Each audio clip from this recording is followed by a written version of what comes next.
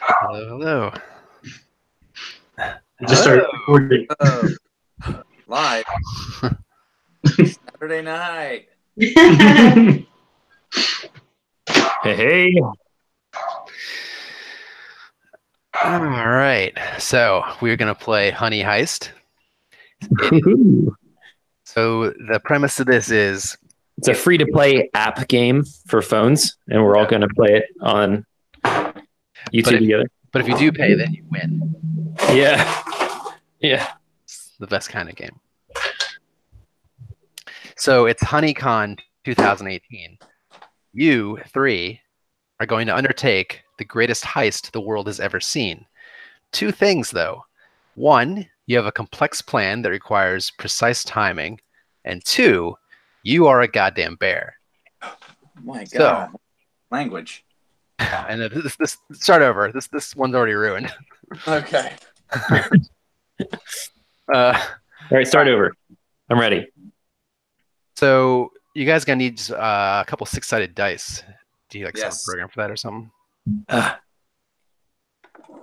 Do you want to use a program or you want to just roll regular dice? I mean, I figured you guys could just handle it on your side. Unless you want me to do all the rolling. So if someone could roll for me, that'd be great. I don't know where my dice are. All right, I'll find a thing. They're in your Monopoly set, Alex. Mm-hmm. There's if you go to roll for your dot party, that's the thing you can do. But I've got physical dice too. So all right, I could find some. I actually have give me 1 minute. I'll probably find dice right in here. An old dice hole. All right, well, I've got one on the internet as well, so whatever works. So the internet. Let's see. Okay. All right, so you're gonna roll 3d6 to start off with, and these are gonna determine your attributes. Nice. And give me your numbers, and I'll tell you what kind of bear you just rolled. I got a 3. I don't have a dice. Oh, shit. There.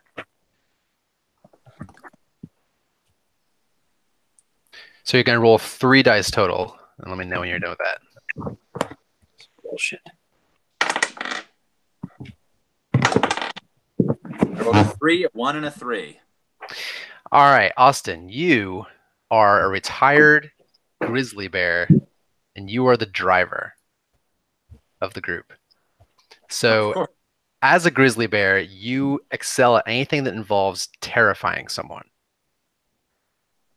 So normally in this game, any roll is just a simple roll d6, and that'll determine whether you succeed or you don't. And if it's anything to do with your special skill, in your case, terrifying people, you'll get to roll 2d6 and pick the better result. Nice. All right. Cool. All right, who's next? I got some dice here. I got a 1, 3, and 5. All right, you, Tej, are the rookie panda bear, and you are the thief of the group. Mm-hmm. Now, as a panda, your skill is that you can eat anything that looks like bamboo. Nice. Speaking of pandas. All right, Alex, let us know whenever you're ready. Yeah, go ahead and roll for me. I can't find any dice. Oh, okay. 1 second. Yeah. Okay, Alex, you are the unhinged honey badger, and you are the face of the group. Oh my God. Yes. Now, as the honey badger, your special skill is anything relating to carnage. So enjoy. All right, carnage. All right. So I'm the George Clooney of the group, except more the Mad Max George Clooney. Yeah, if George Clooney had rabies. Yeah. Yeah. Now you can name your bear if you want. So if you want to go with a George Clooney style name, now's the time to pick a name. Now you're So not. You guys aren't talking bears per se, but you can Mhm. sort of mangle human speech through your bear mouth, maybe, and you can Mhm. definitely talk to each other. Oh my fucking god. Now, there's a whole table on here that's devoted just to whether or not you'd like to wear a cool hat. And if you would like to wear a hat, roll 1d8. All right. Can you roll for me? The die nobody ever has ready. Yeah. That's kind of D12s. Yeah, just take the result and times it by 0.67. That'll be your 8-sided die. One thing that annoys me about how this system works is they're like, roll a D8. If you get an 8, just roll again. Yeah, I see that. It's on here too. It's kind of funny. It's All like, right. why they couldn't just have us roll a d7? And of course, I got an 8. Okay. And then I got a 1, so I'm wearing a trilby. You are wearing a trilby. Trilby. All right, so Allison is a trilby wearing retired grizzly driver. The rest of you guys want hats? Yeah. All right, so you are. Now I gotta find a roll d8. Austin, you just want to roll d8 for me? Sure. I just put it away, too. I got one here. All right, go for it. An 8. So roll again. Oh my god, A 1. Wait, is that awesome? that's also a trilby. I hope all of us are wearing trilbies. All right, so we got 2 trilbies. How about you? So Alex is wearing a trilby, and how about you, Deej? All right, here we go. I got a 6. Fez. You are wearing a fez. You guys are some classy Beautiful. folks. All right. Oh my god. Okay. You guys want bear names? Absolutely. Or should we introduce them when we introduce our characters? All right. That's actually a great plan. Let me just finish filling this out. All right. As I said before, any actions are done with 1d6. You have 2 stats. That's it. Each starts with 3 points. You have the bear stat. Bear is used to maul stuff, run and climb, shrug off damage, scare people, and generally do bear stuff. The other stat is criminal. You use this to do anything that's not directly related to being a bear. Nice. So when you perform We an all- action, We all have that? yeah, you both have bear and criminal stats that each are at 3 points right now. So for instance, if you wanted to like climb a tree, that would be a bear skill. So you'd roll 1d6, and if you rolled equal or under the stat, you succeed. So 3 or less, you'd succeed. And it's over, you fail. And again, if it's related to your special skill, you roll 2d6, pick the better one. All right, so changing states. Whenever you experience frustration, which is when a plan of yours fails or you run into a difficulty, you move 1 point from criminal into bear. And when the plan goes off without a hitch, move 1 point from bear into criminal. You can voluntarily move 1 point from bear to criminal by doing a flashback scene in which you and the other bears plan out the heist over coffee and cigarettes in the back room of a seedy bar. And you can voluntarily move 1 point of criminal into bear by eating a load of honey. Oh shit. So the game ends if your criminal stat ever reaches 6, you are lured into a life of crime and betray the party. And if your bear stat ever reaches 6, you flip out bear style and lose it, presumably to be picked up by animal control in a half an hour or so. All right. All right, so now I got to do a couple rolls here. Go for it, Carl. Go for it. I'm going to roll it as hard as I can. All right.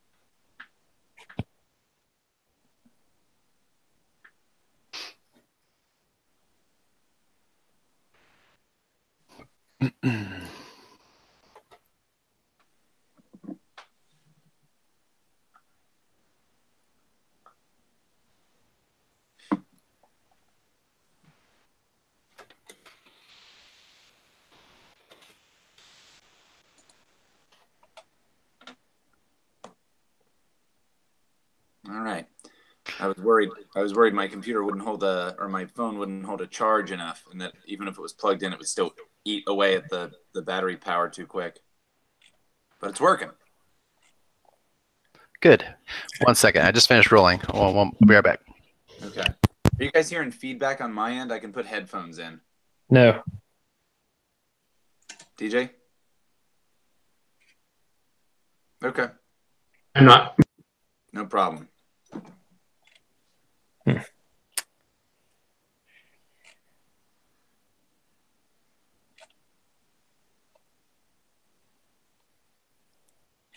Hey guys, let me leave the call and come right back, okay? If that is that easy to do? I think so. Yeah, I can just join it. Hold on 1 second though. I gotta. Okay, I'm back. You're taking a break, Alex? It's gonna be like 30 seconds. All right, I just cool. have to restart my app. All right. All right, cool. Yeah, we're here.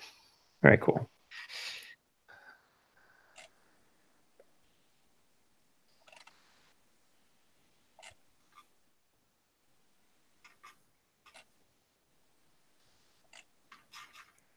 All right, I'm back.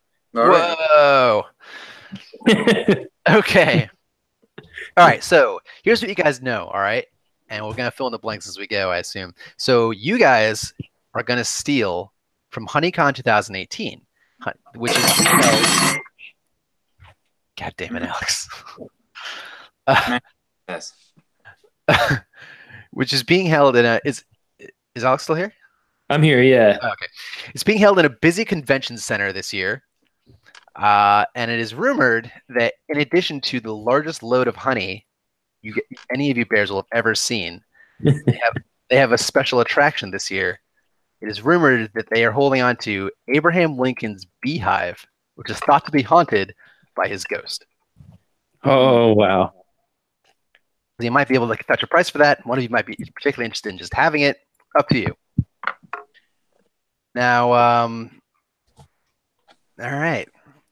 So, how about your characters?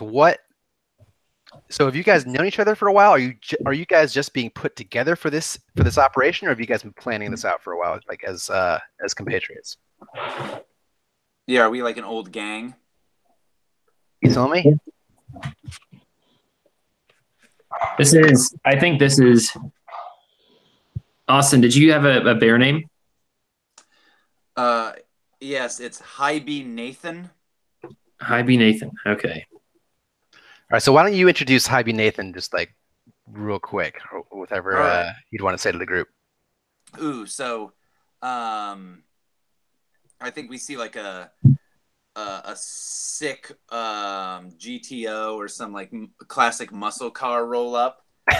All these people kind of look at it and they're like, one guy walks by and is like, "Sweet ride," and a human says this. Yeah, human says like, "Sweet ride, man," and some ladies are like wave, and the window rolls down. And all the humans don't seem to respond all too differently, but inside is a grizzly bear with kind of gray fur, and he's wearing a trilby, and he's smoking a cigarette. All right, this guy seems like he's been around the block. Yeah, and he just said, and he just says, "I can't believe I'm doing this again." Jason Statham is a bear. Yeah, exactly what I'm going for. It's Jason Statham as a bear. Please tell me your name is spelled Hybe, like H-I-H. Yeah. I don't know how to spell that, but you know what I'm saying. It's just a hibernation joke. Okay. Yeah, Hybe Nathan. Hybe Nathan. All right, so he pulls up. Let's say you guys are at the rendezvous point before you're about to carry out the heist that that you're setting out to do. Where are you guys meeting up before this thing takes place?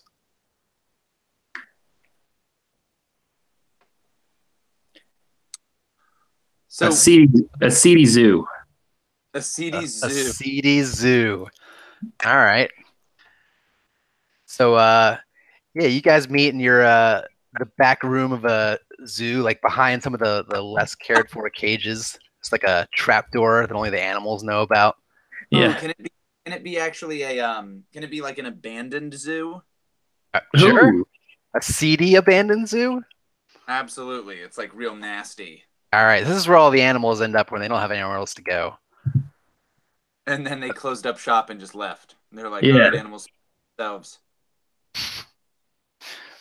All right, so you guys are meeting in this abandoned zoo. Is there anyone else here besides you three? My thought is that we have kind of a I don't know if you remember Reservoir Dogs, Oh yeah. but like a Lawrence Tierney kind of character, like the guy who's putting the job together. All right. And, oh, thing. okay. Yeah, so like an older kind of voiced man. What was that actor's name? Lawrence Tierney.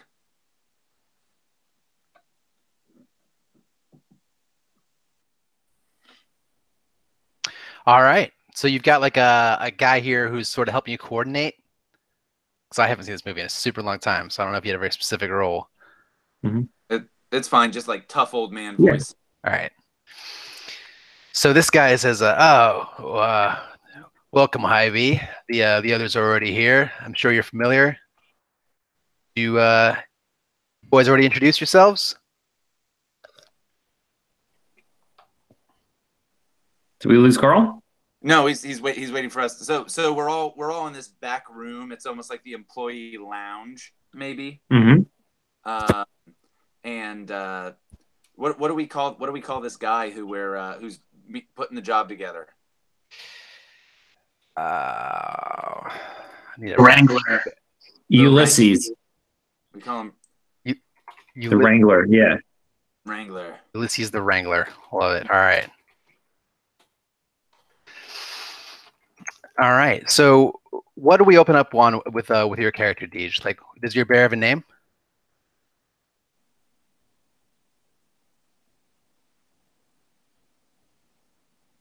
Yeah, Austin, you monster. I picked High Bay, like the panda in Avatar, but then I had to struggle to think of something else.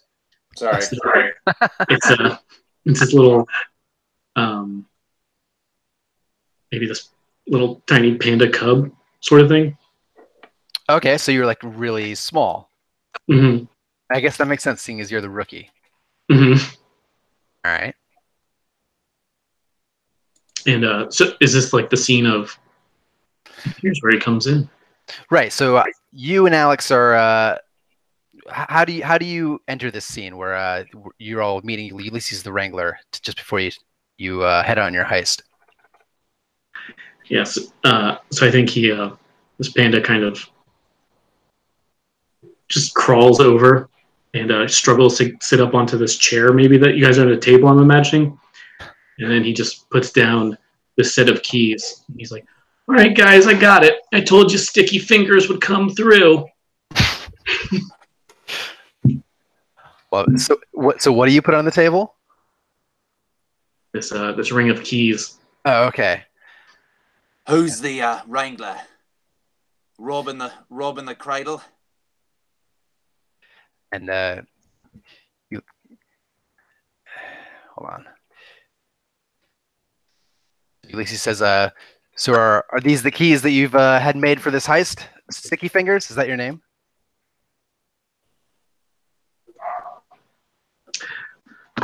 Yeah, I got him off that monkey over there. Also, this nice hat. I love that hat. Right. Yeah, I'm just happy I found a hat I didn't have to grow into. You're wearing like a miniature monkey-sized hat. All right. Alex. Mm-hmm. Your character's name. Michael Cicero. Oh. Sophisticated. So what's he look like? Is a honey badger a type of bear, by the way? I'll show you what a honey badger looks like. I thought it was more of either a badger or like a skunk-like creature. Yeah, I'm looking at a picture of it, and I would have thought it was like exactly that, a badger skunk. Can you? Yeah. Do I look like a honey badger right now? You could look however you want, but you're gonna act like a honey badger.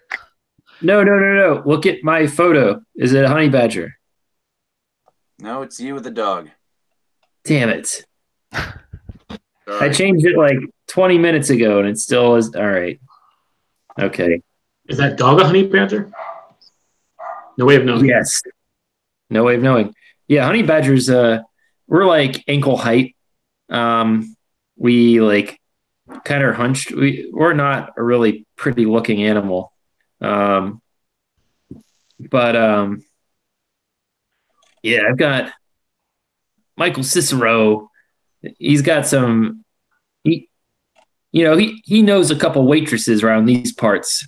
So, from what I've talked to, we can get in. We can get to the honey. And the Abe Lincoln, oh, that all that's between us and that are just a few a few garlic knots away from us. No. Ulysses says, yes, indeed. But not only that. My intelligence has told me that there's two main security features that you lot will have to deal with.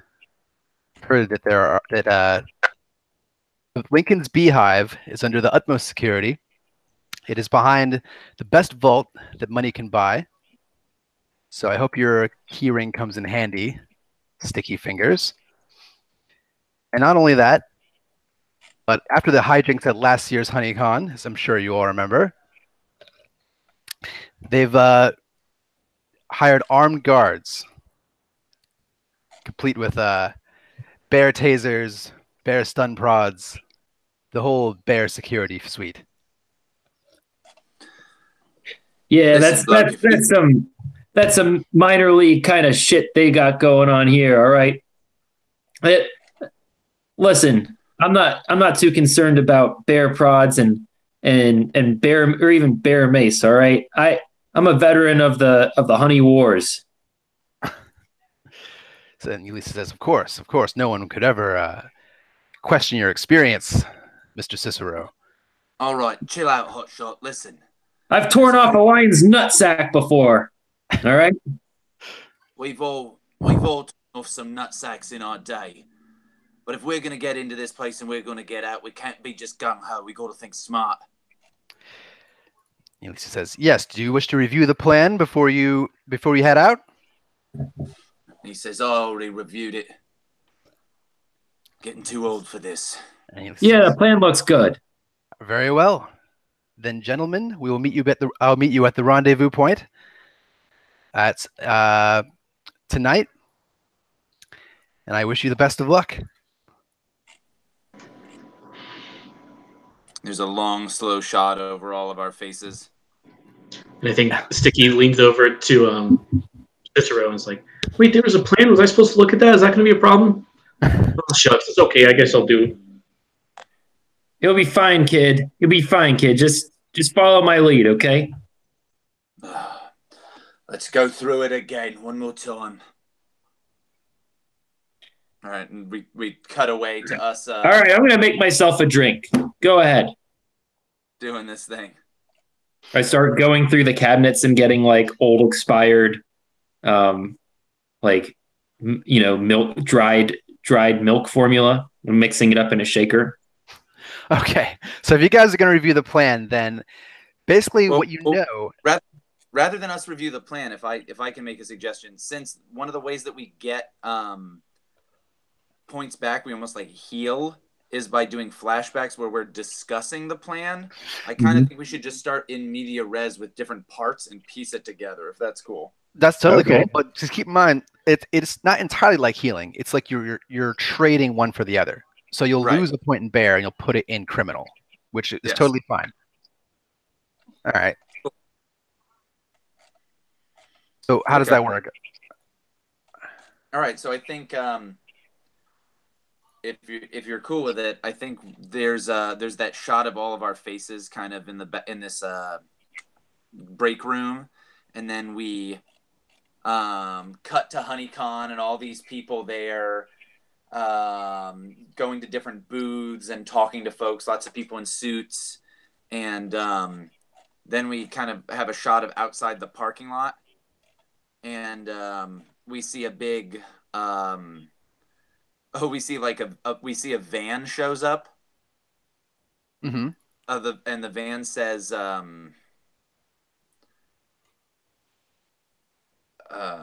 G Adams Systems,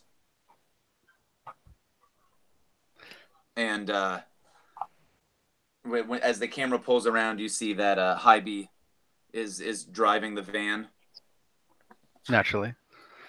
and he Is this says, his van? "I think this is the van for the heist." Oh, okay, makes sense. Yeah. So, and he's wearing like a repairman uniform. All right. And he got like a big tool belt on around his bare waist, and he kind of taps on the side of the van to give the signal of like, all right, we're parked in this spot. Nice. All right, you guys are at your initial point. The tingly heist music is just starting to build. Okay, so what are you guys bringing anything particular? Like, do you like have anything on your person, Hybe? Oh yeah. I think I'm coming in here to repair some kind of system, or do some kind of like check on some kind of system, and so that can kind of give me access. But I think I've also parked the van over like a sewer system, or parked it right next to like a storm grate, or parked it right next to some kind of access point that the other guys can either get into if they're in the van, or if they're doing something else in some other place, they can escape that and get into the van, and we can get the hell out of here if need be. All right. All right, so you're kind of driving a little bit off the beaten path then. Yeah. So he's not just like in the regular parking lot. Okay.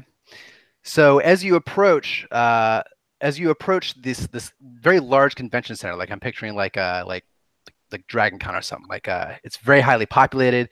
It's a big event every year for both man and bear kind alike. And as Ulysses said, you do see subtly armed men and women patrolling the grounds. And as you approach your point, you see that there are some like not so far off, like closer to like where the edge of the crowd is. So are you going to try and clear what you're doing with these people, or are you going to try and sort of get to your parking spot on the scene? I think I'm just going to try to head in. If somebody stops me, I'll talk to them. I don't want to make a scene, but yeah, I'm just my game plan is to kind of roll up just as one of the many vendors and service providers to kind of slide on in here. Okay. So roll 1d6 and see if your arrival doesn't ring any bells for the people accepting the wait staff and the service staff. All right. Well, I got a 5, so it does. Okay, so as you're pulling up to your spot, and all three of you are in the van? Yes. Okay, so as you're pulling up your spot, like trying to find a spot next to like the food caterers and other security vans and like staff cars, one of the armed guards sort of waves you down and walks up to your van and taps the window. Says, "Hey." Window slowly rolls down and a big plume of smoke comes out as he takes the cigarette out of his mouth. The guard sort of coughs and like wipes away his face. He says, we expecting you? You here for you? Abner sent for you? Abner Prescott? Yeah, we're on the list. He says, all right. He passes his pocket, says, well, I'm not the list guy. You're gonna have to check in up at the front gate. Yeah, we don't check in. We're on the list, buddy. Oh wait, don't you sound like a bear, too? Oh yeah, you're gonna have like a. So this guy like is very used to interacting with bears, seeing as the nature of the job. And he sort of says, "Yeah, I'm sure, sir." He's like trying not to offend you. He's like, I'm sorry, I have We're the difficulty entertainment. We're scheduled to go on in 10 minutes, and you're holding us up? All right. So he has a puzzled look. Roll 1d6. Would that be related to Alex being the face of the group? I would definitely say so. So roll 2d6. All right, great. Can somebody do that, please? I don't have any. Sure. I need to get some dice. You can just use the internet. I'm on my phone. Oh, that's right. You rolled 2 3s. 2 3s. All right. So you should be fine. So the guy says, all right, all right. He sort of like says, I'm not going to give any trouble. But what's your act? So I know to look for you. Don't see all the tools I got on my tool belt, bloke. We're repairman strippers. And the guy just sort of has like very curtly gives like a shake of the head and says, park at the end of the row. And he saunters off. All right. We didn't ask for this job. So, okay. So because you were seen driving in, Austin, you would move 1 point from criminal into bear. That's right. And Alex, you would move the opposite way from bear into criminal. Okay. On a kind of your successful act as face. All right.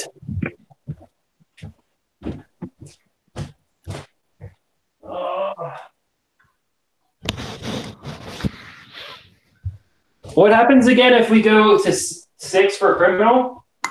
If you go 6 criminal, then you are lured into a life of crime and you betray the party.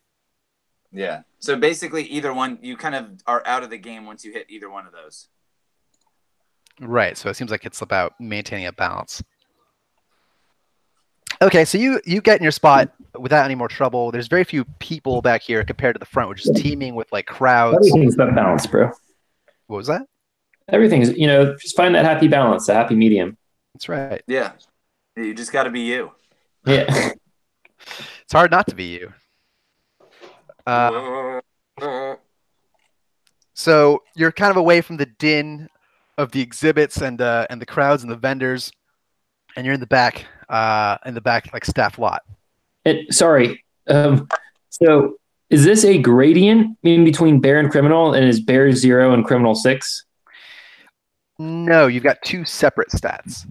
So Okay. Your current stats right now are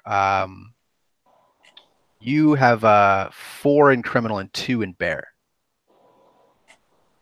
Whereas Austin has 2 in criminal and 4 in bear. Yes. I'm more a bear. Yeah. Okay.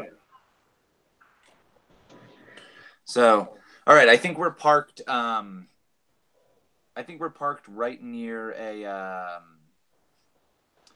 there's like some construction going on this part of the convention center, and you know how when there's construction on taller buildings, there's like a trash chute kind of a thing that they can throw garbage into and it just falls into a dumpster. Yeah.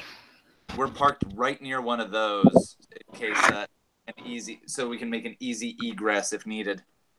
Perfect. I'd say it's maybe even like a tiny panda-sized chute. You wanted it to be. All right. Oh yeah, like it's just like taking honey from a bee. Not that you would ever do that without consent. I mean, you guys are maybe bears, but you're not monsters. Just make sure you don't get stung, all right, chap? All right. So where are you guys headed? Are you splitting up, or what's your what do you do in this van? So I think we're just parking the van here, and then we're gonna split up and like do our various things. But I'm gonna let you guys tackle what you want to do, so I'm not dictating the tone here. What kind of bear are you again, Austin? Say again? What sort of bear are you again? I'm a grizzly bear, so I'm like massive. Mm. Yeah, he like barely fits in this like modified seat of a van, Yeah, and he sheds like crazy. it's Just insane. The amount the of whole shedding. front. Yeah. Well, yeah, I guess I don't know, Mr. Nathan, you might want to go on that up that chute. Then I think people might be pretty scared seeing this something that big. I guess. All right, so we're doing this. So we're ditching it, huh? Going smash and grab. Oh, well, I don't know. If we go up that chute, we could keep it stealthy. It seems like more something you'd be likely to do there, kid. You need a boost up. Just like how? I assume it's like double his height, and he's like, well, I could do it, but sure, if you want to. Sure. Yeah. He'll help. What's your character's name again? Sticky Fingers. Mhm. He'll help Sticky Fingers up the chute if need be. If not, then he'll just kind of hang out there. And at least Hybe's game plan, I think, so far is just he's the getaway driver. But he's also got to kind of deal with some. He'll figure out if they have to deal with any contingencies. So I think the game plan is to set Hybe and Michael, right? Michael Cicero. Yeah, Hybe or Sticky and Michael, to kind of set them up on their way before he acts and does anything else. All right. So you guys are being turned out from the nest. So, Sticky Fingers, are you going to head up this this garbage chute and see what you can find? Is that your plan? That should be easy. Okay. So, all right. So you can make it up to the lip of the chute easily enough. I'm just picturing like because I'm not sure I've seen one of these in real life. Is it just like it's a chute and like any floor can like throw garbage in it, just goes to the bottom, like falls in a dumpster? It's usually like when people are doing construction on like like multi-story buildings and they can't have a dumpster up there, so instead they throw like construction scraps and that kind of stuff into this like big rubber, like the size of like a barrel, like that kind of width, like tube. Then it just falls into a dumpster like down on the ground floor. And the dumpster is just full of like half full of empty honey pots, like Winnie the Pooh style. Definitely. And there's like flies buzzing around them, the occasional bee. All right, so I'll say like the first, like, so you were looking at this thing, you can tell like the construction at this point is only taking place like near the top levels of this convention center. It's like a 5-story convention center, and they're working on floors 4 and 5. So nice. If you want to use this chute, your first point of egress will be the 4th floor. And it goes, well, yeah, that's what you can tell from the ground. All right, yeah, I could sneak up there. I think that should be easy. All right, we'll get to it, kid. Do you guys have like walkie-talkies? Absolutely. Oh, sweet earpieces. Yes. All right, sweet like bear ear-sized earpieces. Mm-hmm. Perfect. All right. Okay. So are you gonna do that? Oh yeah. Okay. All right. So okay, I'll say like you're not gonna have too much trouble climbing up this chute, seeing as you are a panda. Well, baby panda. Okay. Yeah. So you don't have too much trouble coming up this chute. And as you get towards the middle of the building, you can see like where all the scaffolding starting to come up around it, and you see like the first exit is like on a scaffold outside the 4th floor. And if you exit there, you can see through the windows that like there are like exhibits set up on this floor. Like there's There's like there's like interactive children's like honey themed exhibits. There's like you can like mix your own honey, bring the kids. There's like like an instructional tour taking place like further in the room about like where the honey comes from and like which the best bees are. Honeybees, it turns out. You know, you'd be surprised, but yeah, honeybees. So yeah, there's like a good number of people just milling around inside, and you're outside, like on the scaffolding. All right. I think in that case, I'm gonna have to sneak in here. All right. So you're just gonna like, how are you gonna try and do that? Oh, okay.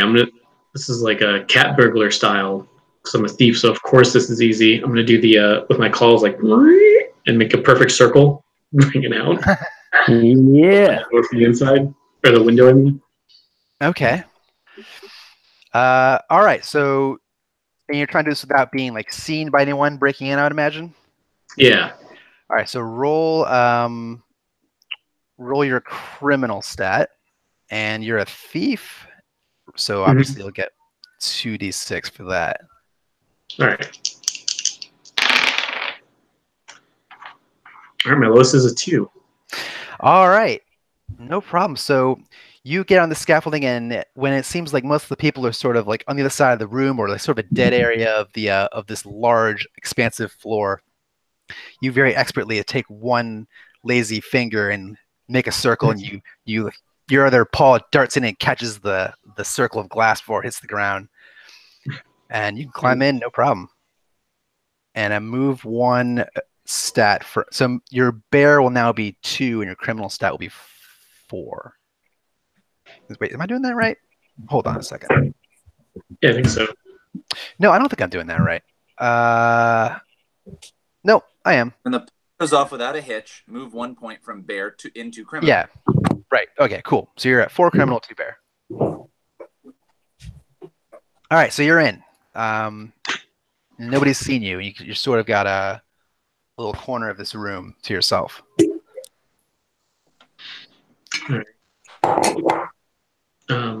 Okay, so now obviously what I have to do is lure one of these children to this dark corner and beat them up so I can take their clothing. Obviously. And hide myself as one of them. Okay. And so, all right, now as you like get a better look at this room, you realize that this is like a much less crowded group than you would expect having seen the front. And like these people are very well dressed. Like most of the men are in suits. The women are in like these like fancy dresses of bear or human make. And the kids all have like boarding school clothes on. So like this seems to be sort of a VIP area. Oh, I'm sorry, VIPs, that I dropped this plate. Please, forgive me. Yeah. You want to try and like attract one of these kids? Yeah, maybe I'll go over to one of the exhibits and get next to one of the kids and be like, "Oh, hey, wow, that's so cool. Did you see the even cooler, dangerous one that's in the closet over there? It's really dangerous and cool." Okay, so you find a kid who's like sort of doing his own thing. He's wearing a fancy like cap and suspenders. He's only like a 10-year-old kid by your bare reckoning, and he's like, "Oh, geez, I sure am. It may be interested." And that's what he says. All right, so you want to try and convince him to follow you? Mm-hmm. And this kid's name is Georgie. And my name is Georgie. Your name.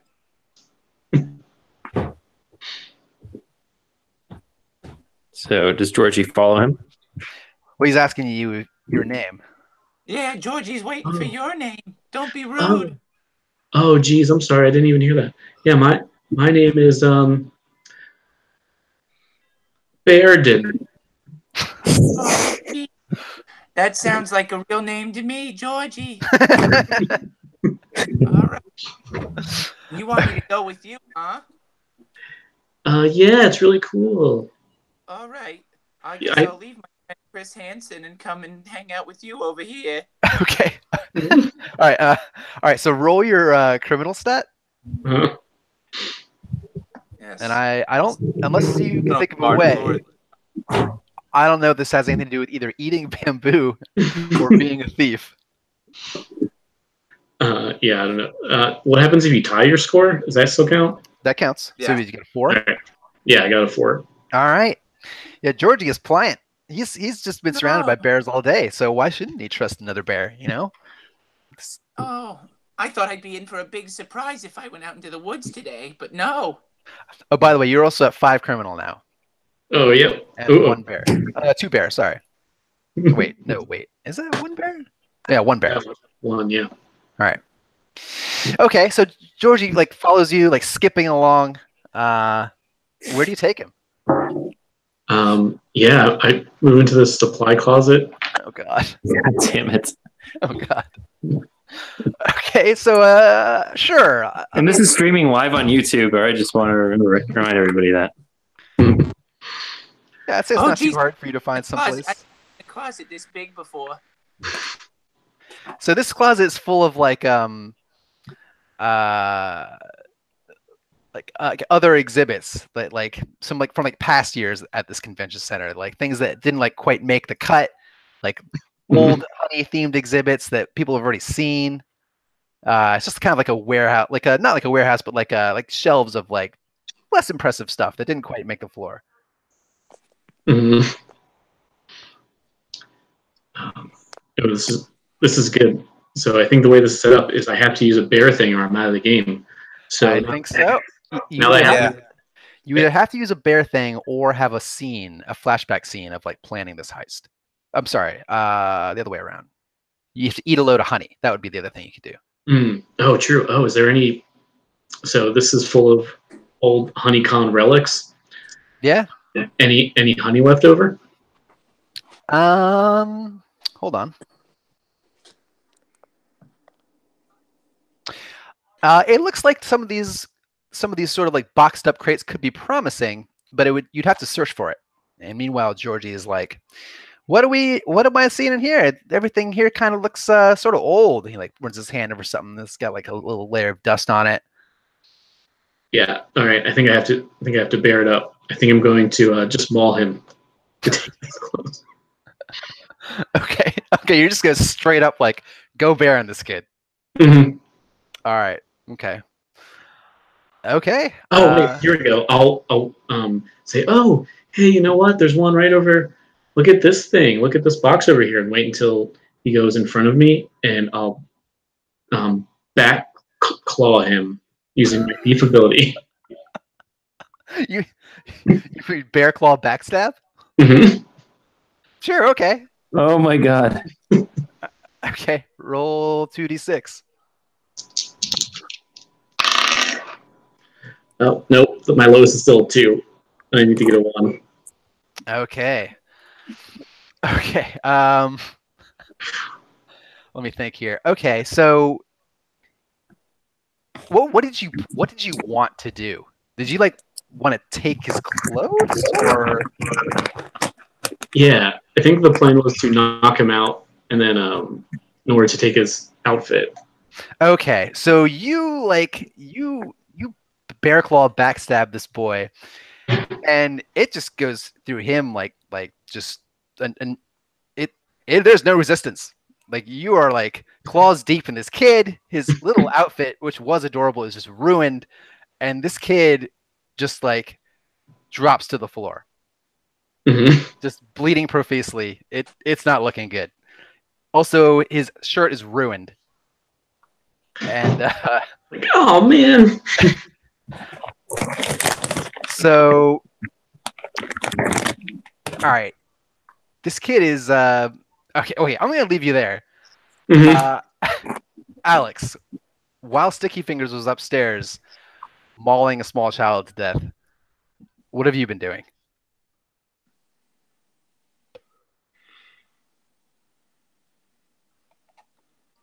Alex? Mr. Cicero? Hey, sorry about that. I didn't realize I was muted. All right, there you are. Yep. All right, so he went up to shoot, and I went into the kitchen. Okay, so the kitchen. What are you going for? What are you doing? Oh yeah, I'm gonna like be walking by all the, the food that's being sent out. And be like, a little more parsley. This one needs a little more. Let's send this back. This is undercooked. Just gonna be like making comments to everyone. I would have put on like a chef's apron. Okay. That I grabbed off the wall. All right, sure. Why not? You're sort of schmoozing your way through this kitchen. Nobody really knows who you are. They're kind of giving you weird looks, but you're undaunted. You're just sort of like saying, "Hey, no, this is how you do this thing. What's up, man? Oh, good to see you." Yeah. No problem. And then I'm gonna be like keeping my nose to the air too, like smelling for honey. Well, there's honey everywhere. Like that's gonna be the radar on that's gonna be a little inaccurate because like so many of these dishes they're making are all like honey themed. Oh shit! All right. So when you guys planned this heist, you were aware of like an enormous load of the best honey that money can buy somewhere in this con, and then also this rumored haunted 1800s beehive. Well, yeah. Yeah, I'm gonna be like, okay, just smoothes my way through, and then finding wherever the hell the honey is. Like, all right, what are we using on these dishes? This honey, there's something wrong with it. Like, bring it to me. So you're talking to who are you talking to? The expo or the chef, the sous chef. Okay, so you like find a chef and you say to him, what did you say? Hey, there's something off. All these dishes. There's something a little bit off. Where's the honey? Show me the honey. This guy. So let's say this is another bear, so you can understand perfectly well when he says, "Listen, I know my honey. All right, I haven't been in this business for 3 winters and not know how to make a honey casserole. Who are you?" A casserole. You're making a casserole with honey. Oh, that explains everything, buddy. All right, listen to me, okay? But judging by your accent, you sound like you're from Ohio, okay? I'm from the old country, and I know good honey when I smell it, when I taste it. You cook shit, all right? Bring this to me. We're getting complaints at the front. I need to fix this fast, or else you're going to be out your job. All right, roll your criminal stat. 2D. Okay, give me 1 second. Can do this now. So I think it's 2D6, right? Yes. I roll a 1 and a 2. Perfect. All right. So this chef, this sort of looks like as perplexed as a bear can really look, and he sort of like stammers over himself. Well, I wasn't told anything about this. Why am I just now hearing about this? This isn't my fault. I didn't even make this. My underlings made this. He says, "Look, what's wrong with it? What do you need?" Show me the honey. And he says, "Well, I mean, we've got our stock is still full back in the kitchen. If that's what you're talking about, we're using the honey we were given to cook with." Are you keeping in the walk-in? And he says, "Well, yeah, the honey is always in the same spot. Like they bring in the pots and they set it in the back. It's all right, standard procedure." I'm just gonna walk to the walk-in. And he says, "It's just standard issue honey. You can't make a beehive out of shitty honey." That is the old saying. As they say in bear country, I think. That is the old bear saying. We have a different saying where I'm from. All right, kid. I'm gonna go check it out. And he says, "All right." He says, I love that. He says, "I mean, you're just gonna find the standard issue honey back there." It's not like we get access to the best stuff. That's saved for Mr. Abner Prescott Honeydew himself. Oh, so Mr. Prescott, Abner Honey himself, he gets all the grade A, huh? Is that what you're telling me? Well, that's how it is every year. Every year. This isn't every year. We've got some VIPs coming through here. He says, Come well, on, where are we keeping that honey? He says, well, on the top floors, like usual. This is all the riffraff down here. This is general admission. Oh, you don't know. You have no idea who's coming through here today. Oh my God. All right. Gonna go check out the back room. All right. Also, you're at five criminal, 1 bear. Yes. And I'm going to eat a bunch of honey. Okay, and then I'm going to set a bomb that is timed for that is set for 6 minutes and 22 seconds. Okay. All right. So you're walking into the storeroom or the kitchen, and you're gonna eat some honey. That part shouldn't be too hard since you're already back here. Hell yeah. And you want to set a bomb? Yeah, eating the honey will first of all, eating the honey will make me more bear than criminal, right? Yeah, it will. Okay, all right. So I'm back to 4-2. Yes, and then so I'm gonna be pulling out the bomb that was aforementioned in our plan. And we'll be setting it right underneath the AC vent, which is connected to the backup generators. Okay, sure. Roll your criminal stat. My criminal stat would be, all right, so this is going to be a 1d6. Mm-hmm. I got a 2. Okay. What did you want to set the timer for?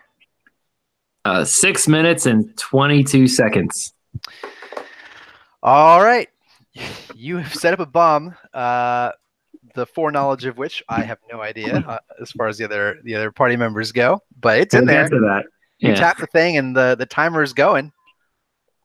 Great. All right. I'm on my way upstairs. All right. So you're heading upstairs. Yeah. All right. Hi, B. How are things in the van? All right. So now that the van's parked, Hi B's been. We see him look around, and then he peels off the thing that says G Adams Solutions, and it says, I'm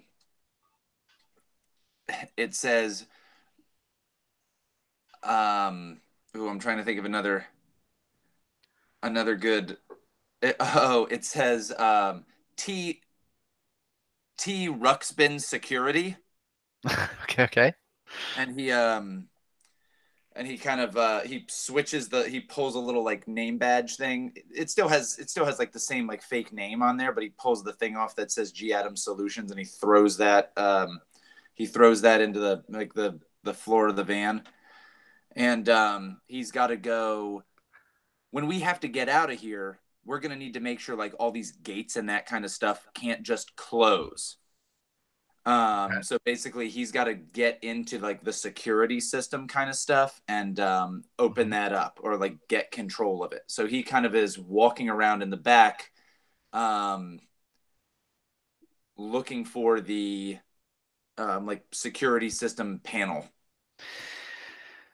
Okay, so you're looking for like a security access for like the gates and that kind of thing, like outside the convention center. So this isn't stuff that's like alarms inside. This would literally be like the gates that are connected to like guard booths and that kind of stuff.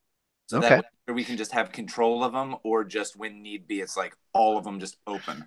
Okay, well, all right, yeah. So perhaps unsurprisingly, the likeliest place would be in like the small guard booth that you were waved through by the initial guard when you first came in here. And there's one sleepy-looking man manning the booth. Is that the same guy that I talked to before? No, it's a different guy. Awesome, good. All right. I'm going to. I think I'm going to just quietly try to do. Oh, is he asleep or is he sleepy looking? He's not asleep. He's just sort of looking like down at his tablet. Most of the people who are going to come sort of facilitate this event have already arrived, and he's just sort of hanging out. Okay, He is armed, though. He's playing Fruit Ninja. Yeah, he's playing Fruit Ninja. You can see like a shotgun resting next to him on his desk. Oh, heavy heaters, eh? All right. And so I come up to him and I kind of wave to him, put my cigarette out, so I not like rudely or disrespectfully. I don't just throw it on the ground. I like put it in a little ashtray or garbage can, whatever. And I'm like, sure. Hi there, mate. He sort of gives you a wave, says, "Hey, you got any trouble? You need something?" He's like, "Oh no, got to update your system." Oh, hold on, this is Jason Statham. He's not Australian. Right, got to update your system. He says, "Update my what now? This is this. What? I'm not sure what you mean. This is the same. Booth seems to be working fine for me, as every year." And he's like, "No, big patch they got to put through. Bug's been messing up everything. You know how the brass is. Send somebody out to fix it, but don't take the blame themselves, you know." And he says, well, I haven't heard anything about it. Well, that may be, but I can't just give my login, you know. That's company procedure. You know, these people are always telling us, you don't give anyone your password, you know, you never have to email it, you never have to say over the phone, you never have to, like squints at you, never have to give it to some guy who asks for it. So let me just put in a ticket with IT here. He starts like tapping on his computer. I think Hybe like puts his hand on the guy's shoulder, and he's just gonna try to really scare this dude and be like, and just tell him like, just say, "You don't want both of our asses thrown in the street, do you?"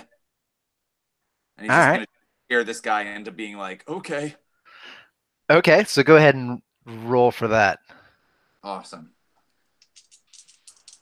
So is this more of a bear thing, given that I'm trying to terrify him? Yeah, I'd say it's a bear thing, and you roll 2d6. All right, I got a 2. That's certainly lower than 4. All right, great. So you step into this booth with him, and it barely fits you. You have to like squeeze in there, and like your musk is just overpowering him. You're blocking out the sun. Yeah, and he feels your monstrous pad. I've left a bunch of my scat right outside. Yeah, this booth just smells like it's yours. Yeah.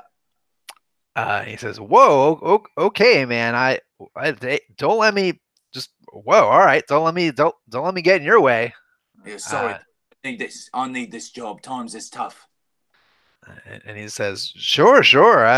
Hey, I hear you. You know, I think they've given me a raise after the last 4 cons and the crazy shit that happens every year. No, sir." So he grabs his. Those guys don't know nothing. So he grabs his shotgun and he sort of steps out of the booth and he's waiting outside. All right. So I think this is when Hybe like takes out some kind of electrical doodad and he plugs it into whatever as this guy's outside, and he kind of like runs these various. There's like a digital clock looking thing on it. It runs and it's like beep 1, beep 7, beep 4, beep 4, beep, like that kind of deal. Okay. So what does this achieve? Like, what are you trying to do? Like, just get control of the gates? Yeah, I think that's what it does. Is it just gives us basically like radio control to open up these gates. Just so basically like the entrances and exits to HoneyCon, at least within like the outside of it, are all under our control at this point. All right. Go ahead and actually hold on. I'll do it. What are your stats now? 3 and 3? Bear 4, criminal 2. Is that after you just succeeded in this thing with the terror? Oh, because you got bear, right? Right, but it says frustration. Right, because when you fail bear goes up. No, when you do anything successful, Like when your plan goes off without a hitch, you move one Oh. from bear to criminal. When the plan goes, oh yikes! So yeah, so then I'm at yeah. So then I'm at 3 and 3. Okay. Okay. Cool. So okay, you run your thing, and all right, it seems you have control of the gates. All right. I kind of tidy everything up, and I go outside and I like offer the guy a cigarette. All right, he says, you all done in there? He sort of shakes his hand and says, no, no, no, I sit around all day. I'm unhealthy enough as it is. He's like, well, smarter man than I am. He says, sure, sure. He's like, and now, if you're done, he sort of backs away from you. If you're quite finished, sir, I'll just get back to my post. He's like, right, and again, sorry, mate. Here you go. And he gives him like a bullshit like business card. He just says something like oh, if you ever need a system of that kind of thing, give me a call. Give you the friends price, eh, mate? He says, It says sure, bears, sure. bears crossed off. Yeah, exactly. All right, sure, he says, and he sits back down. He does some key taps. Everything seems fine to him from what you can tell. And all right. He goes back to playing Fruit Ninja. Yeah. Yeah, he was in the middle of paused his level. Sticky fingers. All right. So you are looking at the still warm body of a bright young lad and his thoroughly ruined uniform on the floor of this old honey storage closet. Mm-hmm. Well, that's disappointing, but I think my first order of business is I'm going to get some of this honey. Yeah, priorities. Mm-hmm. So that should be easy. You spend okay. Yeah, you're able to find maybe it's not like honey per se, but it's like honey products. There's like honey candy and like dried out like honeyed frozen foods. Mm-hmm. But together they would work. One load, right? Yeah, one load. Delicious. All right. Well, maybe that's what I was doing while the other scenes were going on, and now I'm just like finishing it up. Like, You're daintily patting your mouth with your blood-stained claw. Like, oh, all right. Well, now I got to figure something else out. What? Okay, I'm actually going to put on the bloody dandy uniform of this Okay. this lifeless child, and be like, all right. And I'll just kind of fling open the door into the VIP room. Okay. All right. I'm just like, oh, help! Oh, geez, oh no! There's a bear in there, I think. I gotta go to the hospital upstairs. Someone take me quick. Okay, so you say this into the room, and you can see that there's some level of consternation already. There's like a mother and a father sort of like looking around worriedly, and then there'd be like you can hear people like sort of calling out for Theodore. And when they hear this, so they say, "What's that? A bear? What, there's bears. What happened? My God, whose uniform is that? Do I know you?" And I think I'll just like he'll fall to his knees and just like, oh yeah, man, wow, you really gotta help. Oh no, I think there's some kind of, I think they're honey thieves or something. They almost got me. Look how bloody my dandy uniform is. I'm just a child, this poor innocent child. Okay, so a couple of security guards come over to you, and they're like trying to like calm me down and say like, all right, and listen, it's gonna be all right. Like they're like checking you for wounds. Sensual. Yeah, very essentially. Like they're running their hands through your fur, your soft, not fully grown in fur coat. I'm like, oh geez, everything's fading. Oh no, I better get to that infirmary upstairs really fast. Oh no. Okay. All right. So you hear a scream from the room behind you, and people be like, "Oh my god! Oh my god! Oh, poor Theo!" And like everyone is like pandemonium is breaking out on this floor. So you want to try and convince these people to take you to the hospital in Wait. the. Yeah, do I get a bonus for I pandemonium? thought that child's name was Georgie. Oh my god! Yes, it is, but that's his middle name, which he prefers. His parents never respected his decision. Do I get a bonus for the pandemonium that I caused? Oh my god, Deej. Yeah, why not? So roll against a criminal. Mm-hmm.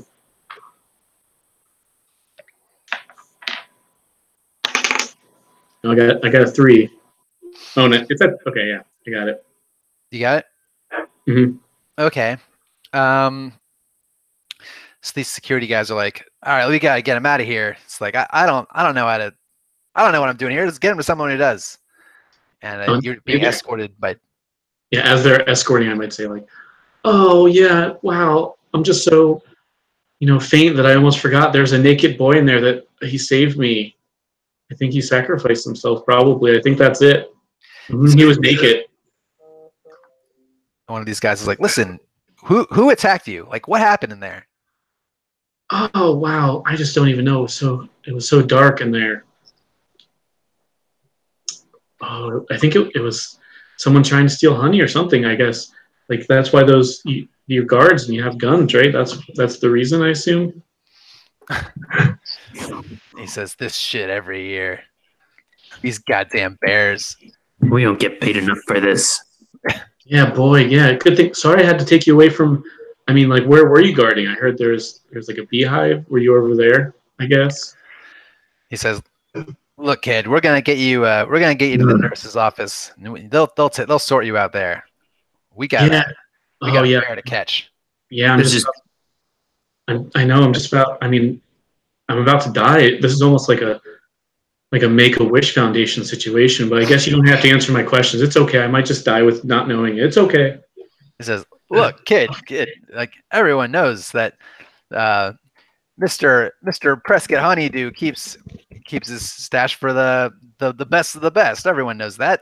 It's on the top floor with him. Now look, we'll get you to the nurse. But last year, don't forget last year, the Chicago Bears came and raided Prescott. I just hope it's not the Chicago Bears this time. All right, we don't get paid enough for that. And he says, "Yeah, well, listen, this is just my last gig. I'm just gonna get this kid to the infirmary. Let someone else take care of the renegade bear. This is my last retirement next week. Hey, me too. Tomorrow. Oh man. And they wow, yeah. That'll be, so I guess on the 4th floor is where you have to go back to, you said, where this honeydew is? Yeah, that makes sense. He says, they take you to the lobby of the 4th floor, and he says, look, nurse's office is right over there, and he points to another door next to the elevator bank, and he says, just go in there, she'll patch you up. And he says, we at least gotta look like we're looking for this phantom bear. Yeah, just looking like we're doing it will probably keep us out of harm's way. He said, that's the ticket. Wife made me promise. Yeah. No heroics. No heroics today, all right. And, let's guard this kid. This harmless kid. He's and this guy says, yeah, so go on, get in there. And they're like waiting for you to walk into the nurse's office. Oh yeah, okay. I'm hurt real bad though. I'll just let you go ahead and start walking, and then I'll go in after you start walking. He says, now look, I'd be remiss if I left some poor bleeding bear. Oh no, I'm just a boy. I don't know. You probably misspoke. Are you masquerading as a human child? Yeah.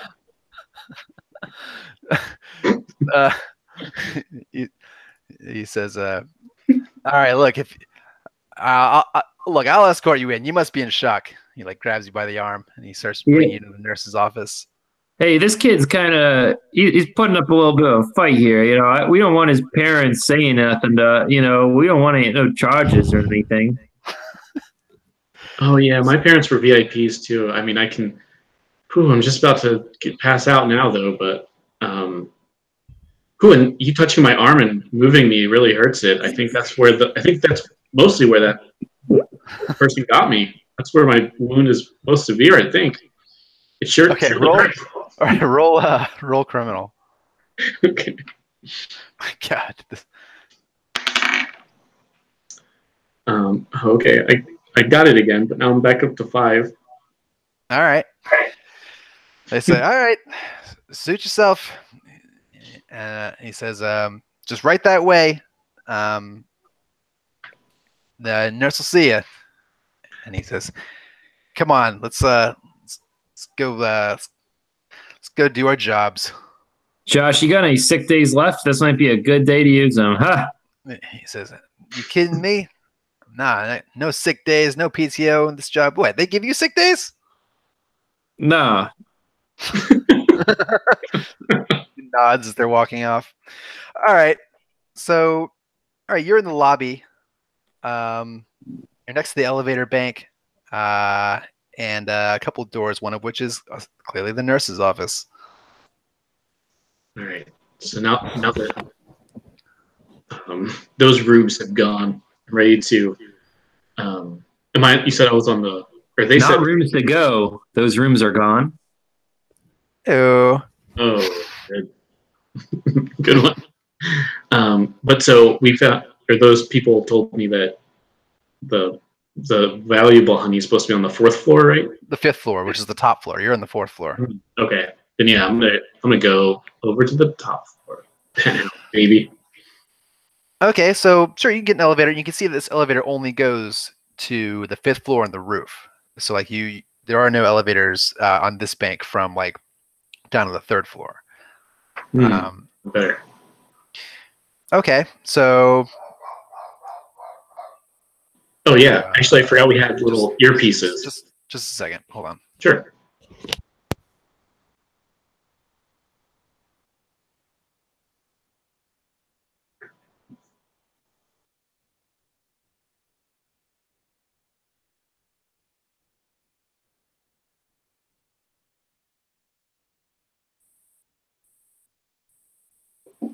You guys have a little chat bar for you guys? Since I'm using my phone, Oh yeah, that makes sense. yeah. Yeah, I forgot you two were using phones. Yeah, my computer just won't. Well, you saw the situation last night. Yeah. Yeah, this game's tricky because I have to fail a roll like every so often. It's interesting. Or get honey. Remember, you always do the what's it called too?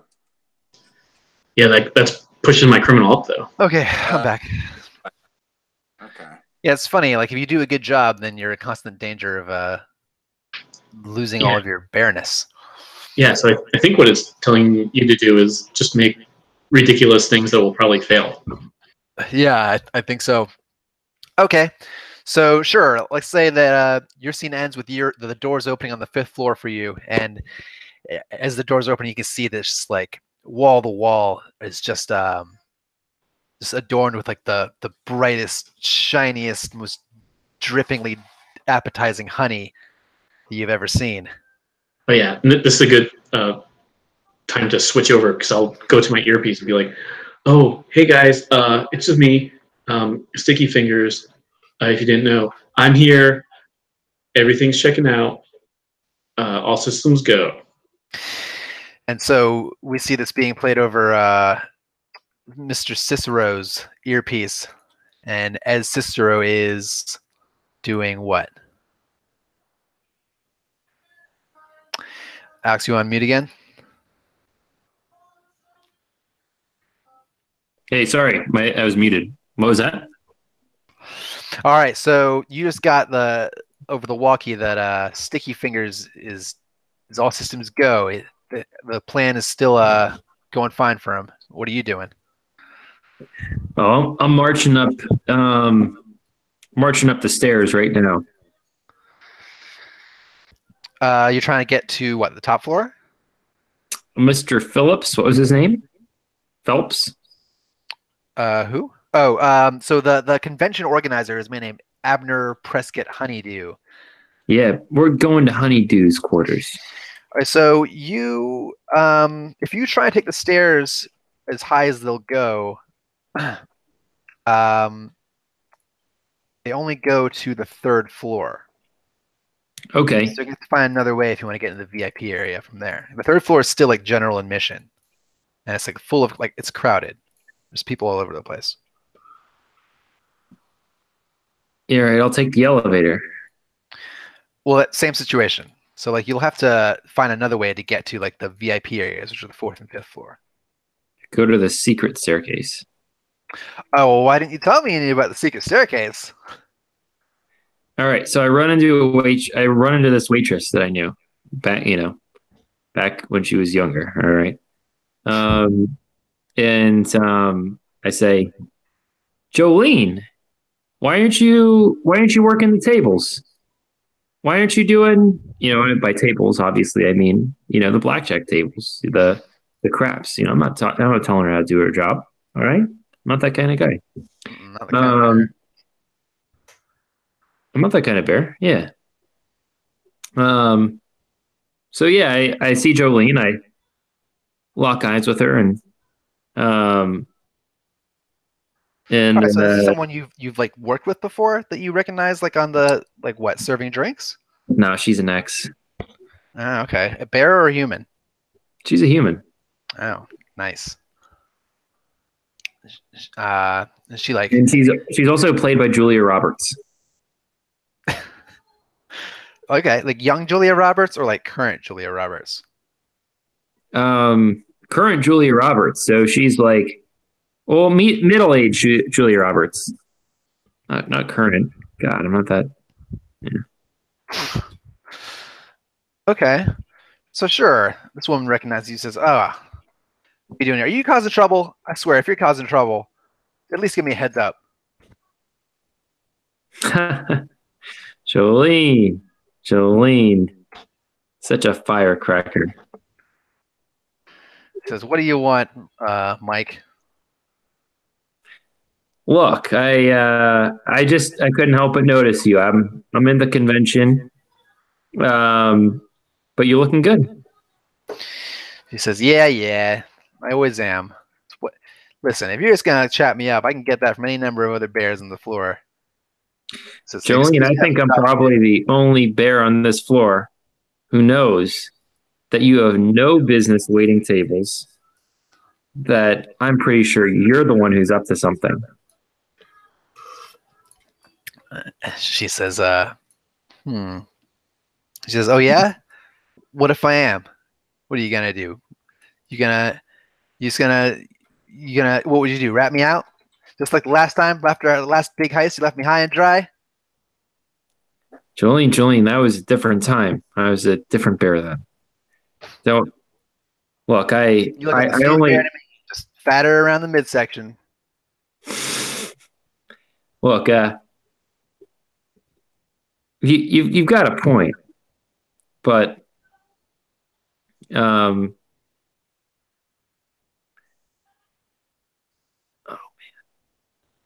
I'm also just remembering that he's a honey badger, so it's like up to her knee. I know. I was just imagining what a honey badger looks like, fat around the waist, and I was trying to. Look, Jolene, when we're past the dramatics here, maybe you and I can make a buck, okay? She says, "Oh, make it quick. What do you want?" Oh, make it quick. That's the only reason why you're here. I always knew you never liked it quick to begin with. You never had any trouble making it quick when we were together. Whoa! All right. Geez, wow. I'm glad all of our, I'm glad none of my brothers are here to hear this. So, guess everyone else hearing this over the walkie-talkies. Yeah, I've got a live mic on, and it's also being broadcast over the PA system. Hey, Mr. Yeah. Sister, I'm just gonna go mute for a bit. Yeah, Julie, look, it's clear you have no business waiting tables here. I'm sure that are you. Let me just ask you this: are you looking for top shelf tonight? And she says, look, and he's like leans in. She's like, I've got my own thing going. All right. I don't need you. You're only going to muddy up the works. You're only going to honey up the works. So if you'll excuse me, she says, you do your gigs. I'll do mine. Yeah, but there might be none left for you, honey. She says, we'll see about that. And she starts heading off to find thirstier bears than you. Mm-hmm. Yeah, some old Texan with a cowboy hat on and like a 6-shooter on his belt, and she's like got his hand down his pocket while she's like refilling his drink. Oh man, this is a saucy convention. No, she's just lifting something off of him. She's not his front pocket, his back pocket. All right. Billy's this is Julia Roberts we're talking about, all right? Come on. Oh yeah, fair. All right. So after encountering Jolene, I'm gonna get on the walkie-talkies and say, look, hey guys, we got company.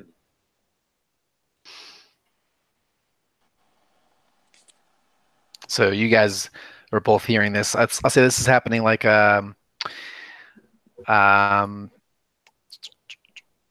yeah. So yeah. Both people will be hearing this. Why not? And I'm also gonna be like heading towards a fire escape or something like that. And I think Hybe hears this. He hears, hey guys, we've got company. And he just looks over and we see his eyes narrow on a limo. And the parking lot, and you just hear, we sure do. He starts heading over to that limo. All right. Okay, so while Hybe is doing that, I'm also gonna add just ran into Jolene. I'm just gonna throw in the Jolene's here. All right. So do you guys wait? Do we all know each other, or do we not know each other? I forgot. Yeah, you guys know each other. Yeah. Okay. So you guys know that Jolene tends to mean bad news, right? So keep it together, bloke. Just cause you're old, whatever the British term for, just cause your old bird is here doesn't mean you gotta flip out. Oh, do you think my old bird's here for no reason? I think. Yeah, go ahead. I think I'm looking at a reason right now. So before we cut to Hybe, Michael, so as you're finishing up, like saying this about Jolene, you see her like taking an empty tray, but she's not going into the back to the kitchen area that you've seen all the other waitresses go in. She like heads off down a hallway that you haven't seen anyone else go down tonight. And she like takes a furtive look around the convention floor before she like sets her tray down on a table and then like walks off down this like dark side hall. I'm gonna lower my body so that I am only 6. So I'm already a small, tiny creature that is only maybe a foot off the ground. But I'll lower myself and start, going towards that hallway. And so I'm only like 6 inches off the ground, kind of like walking really low.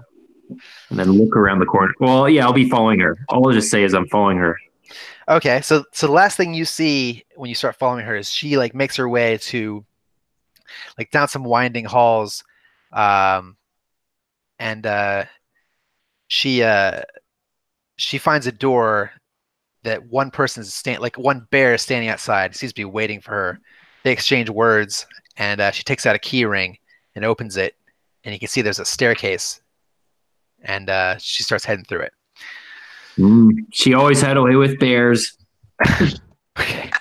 I think also while we're on the microphone thing, Sticky's going to say, oh yeah, also there might be bad people here. I did see, I'm I mean, I heard there were rumors that someone killed a child. I think it was probably them, probably these people. I think These are the worst. They're on alert, probably. So we should probably watch out. The worst kind of people here. Yeah. Okay, so Michael, you see this limo pull up, and it's got Also, my character is Joe Pesci from Casino, by the way. But also, I guess the George Clooney. I haven't decided. All right. Yeah, All right. we can do that. It's a cost of the two. Hy-Vee, you see this limo pulling up that clearly is not a service vehicle coming into like this back lot. It's got tinted windows. Yeah. And the license plate says HNYDEW. Oh shit. Everyone in town knows what that means. Yeah. And so this like unnecessarily long limo pulls up and parks like right next to the doors, and these two like tuxedoed men come out to receive it. And this two more men come out of the limo and hold the door open for this like older man wearing like an extravagant like bright yellow suit with a top hat and a tie with like just honey pots and Pooh Bear on it.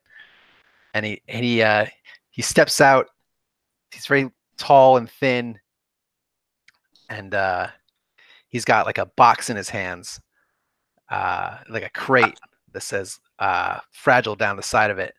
And just even all the way from here, you can smell that like this box is both alluring and like weird.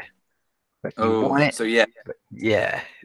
He puts his nose up for a second because he can smell it, and then he kind of focuses his steely gaze, but not on that guy, instead on the driver of the vehicle, who's also a bear, but a different kind of bear.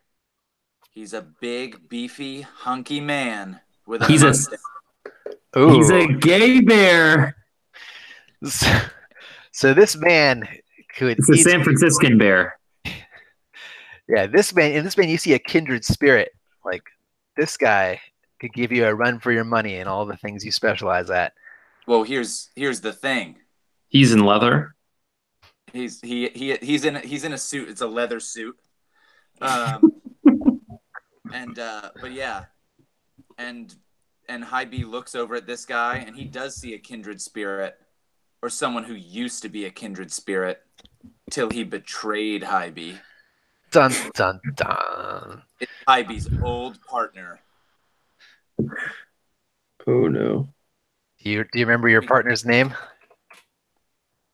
His name I think is I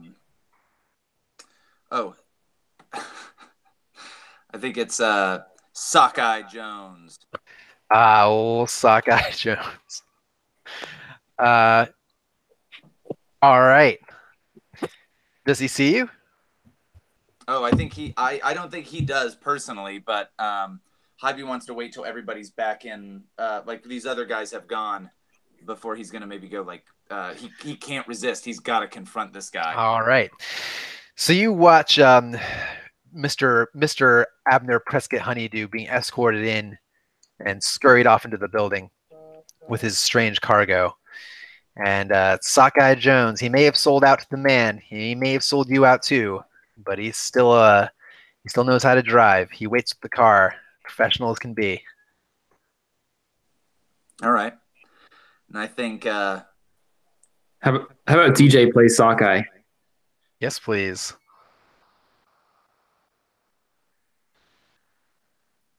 All right. So I think when there's a once the coast is clear, I think that Hy-Vee goes to essentially he gets in the back of the car, or at least he's going to try to get in the back of the car and kind of slip in and just get like behind this guy, if that's an option. Or if it's too big of a limo, then he'll just get in the passenger seat of the car. No, I'd say the back doors are unlocked, so you can slip into the back of the car, and as you settle down in the seat, Sockeye Jones is like, I guess I shouldn't be. Oh no, this is what does he say, Deej? I think he's like, oh, hey, pretty brave to show your face around here. Right. Well, after I did that time, I'm surprised I'm showing my face outside at all. Thanks to you. Well, is this supposed to be business or pleasure? He puts his hand on your knee. I guess I'm not in the back seat of the car No, anymore. you're in the back seat. You're in the back seat. Okay. So he Yeah, I mean, I reaches guess he could around. turn around and like just very stretchily go back there. I forgot this is a human bear. Oh, I thought you were next to each other. No, he's in No, the back seat. I am also a giant grizzly bear, so I'm taking up a lot of the car. Yeah, that's true. I mean, your knee could be at any point in this car, really. Okay. Yeah, it's weird that you decided to go through the front door to go to the back, but sure. Well, you always did know me better than anybody else. I guess that made that a lot easier for you to rat me out. Listen, it wasn't my fault. If I didn't give someone's name, it would have been me in there. And you know I've had priors. Bear's easy. You just go to the zoo, they feed you all day. Human zoo is way different.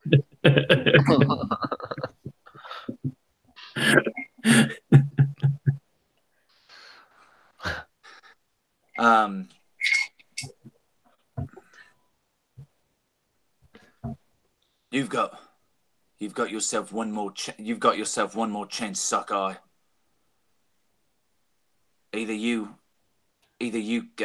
fuck, what would he say? He's like, either you make it right, or you're gonna be wishing you'd be in a cage rather than the ground. Ooh.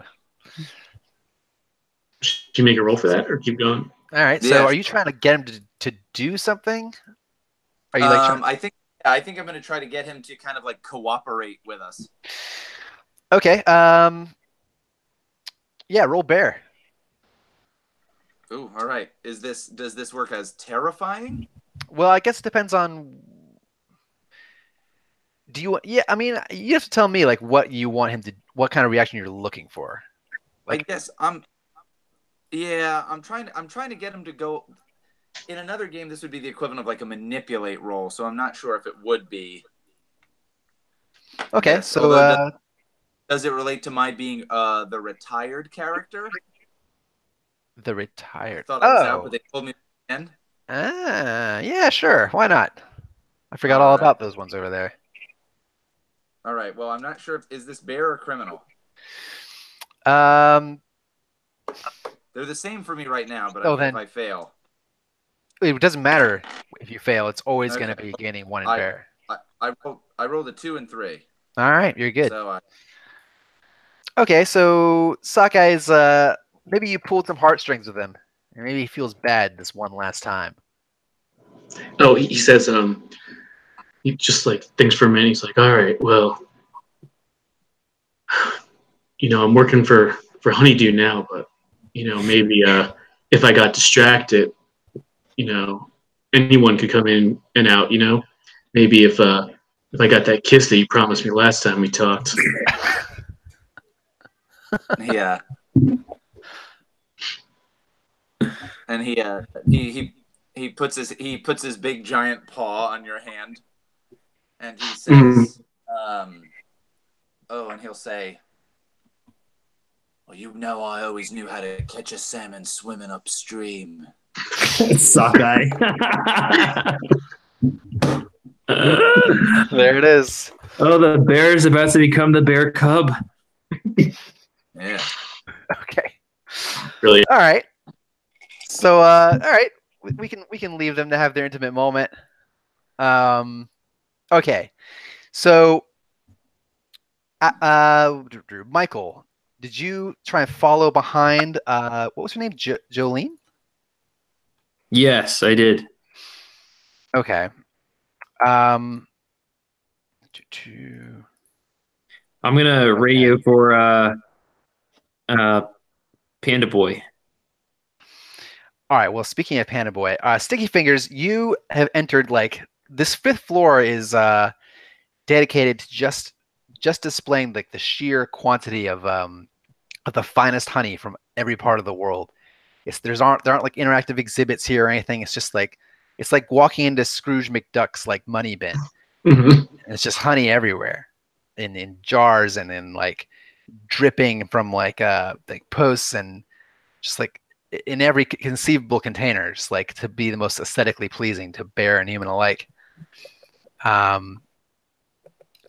you walk in, you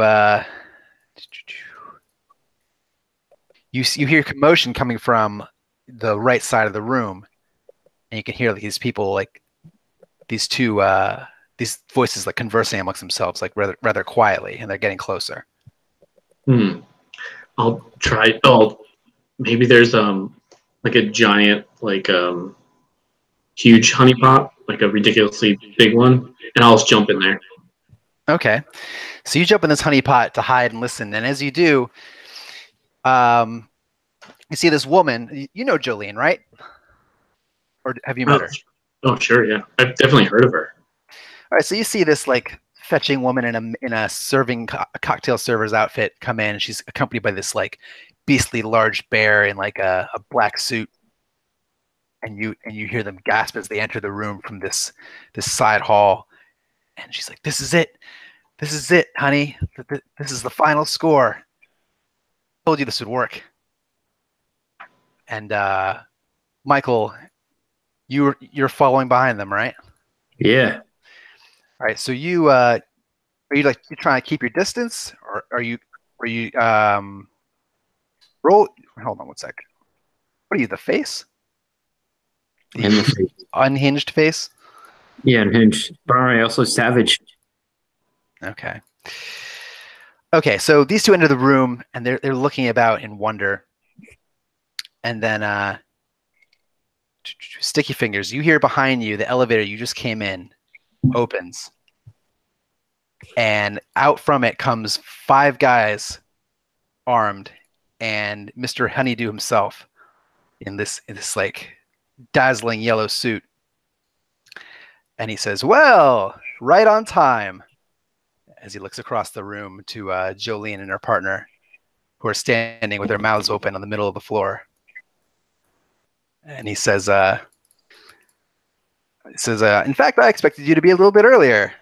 You didn't have that much trouble with my security, did you, Jolene?" And one sec. Man, I was hoping they'd do some of the work for us. So she seems to be like completely out of sorts. She says, now listen, Honeydew. You know, I've got no quarrel with you. It's practically a tradition at some point that somebody has to try it every year." And Honeydew's like, what does Honeydew say, Austin? So it's practically a tradition every year. His response is, "Well, I think you remember the response we've had, the traditional response," and he pulls out a gun and points it at her. Okay. And without much further ado, Honeydew and his team just open fire on these 2 thieves in the middle of the room and just waste them. Like, no, Jolene.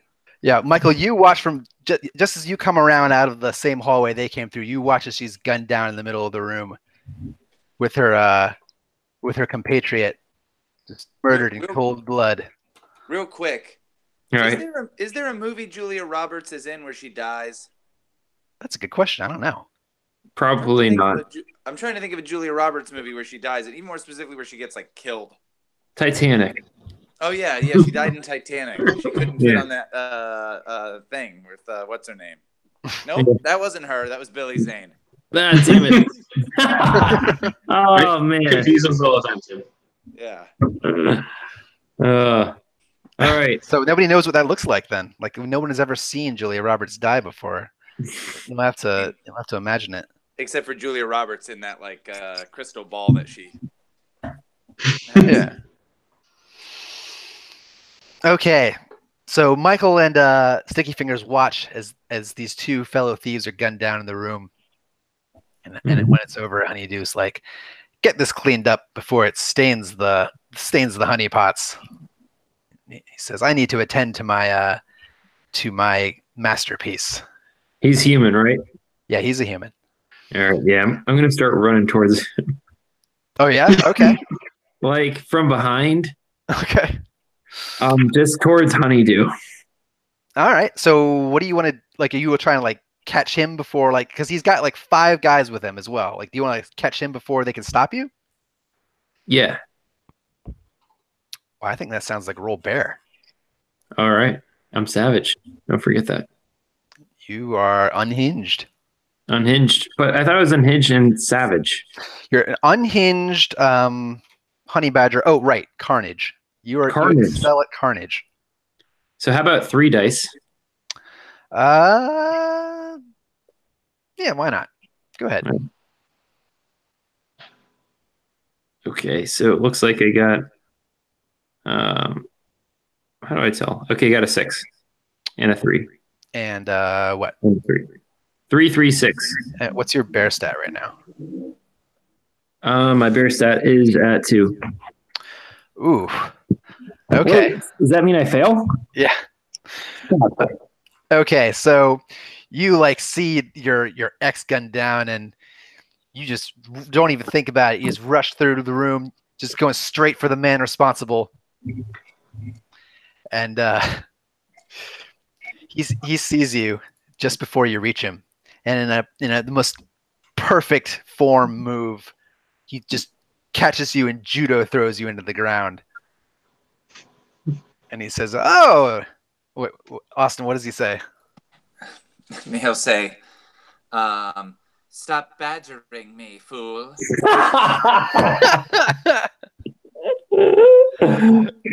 Also, you gain 1 bear from criminal, so I think you're at 3-3 now. And now every gun in the room is trained on you. On me? Yeah. And all right, oh fuck, damn it. All right, so I gotta say something. I gotta say. He's like, "Oh well, now since the possibility's been raised, perhaps I should ask how many of you will have to deal with." Says, "Don't be shy, speak up." Honeydew, you have no idea what kind of blood you've shed here today. But you mark my words, before this day is over, your testicles will be in my mouth. How does Honeydew feel about that? Oh, you may not give a fuck, but nothing will be as sweet as my revenge.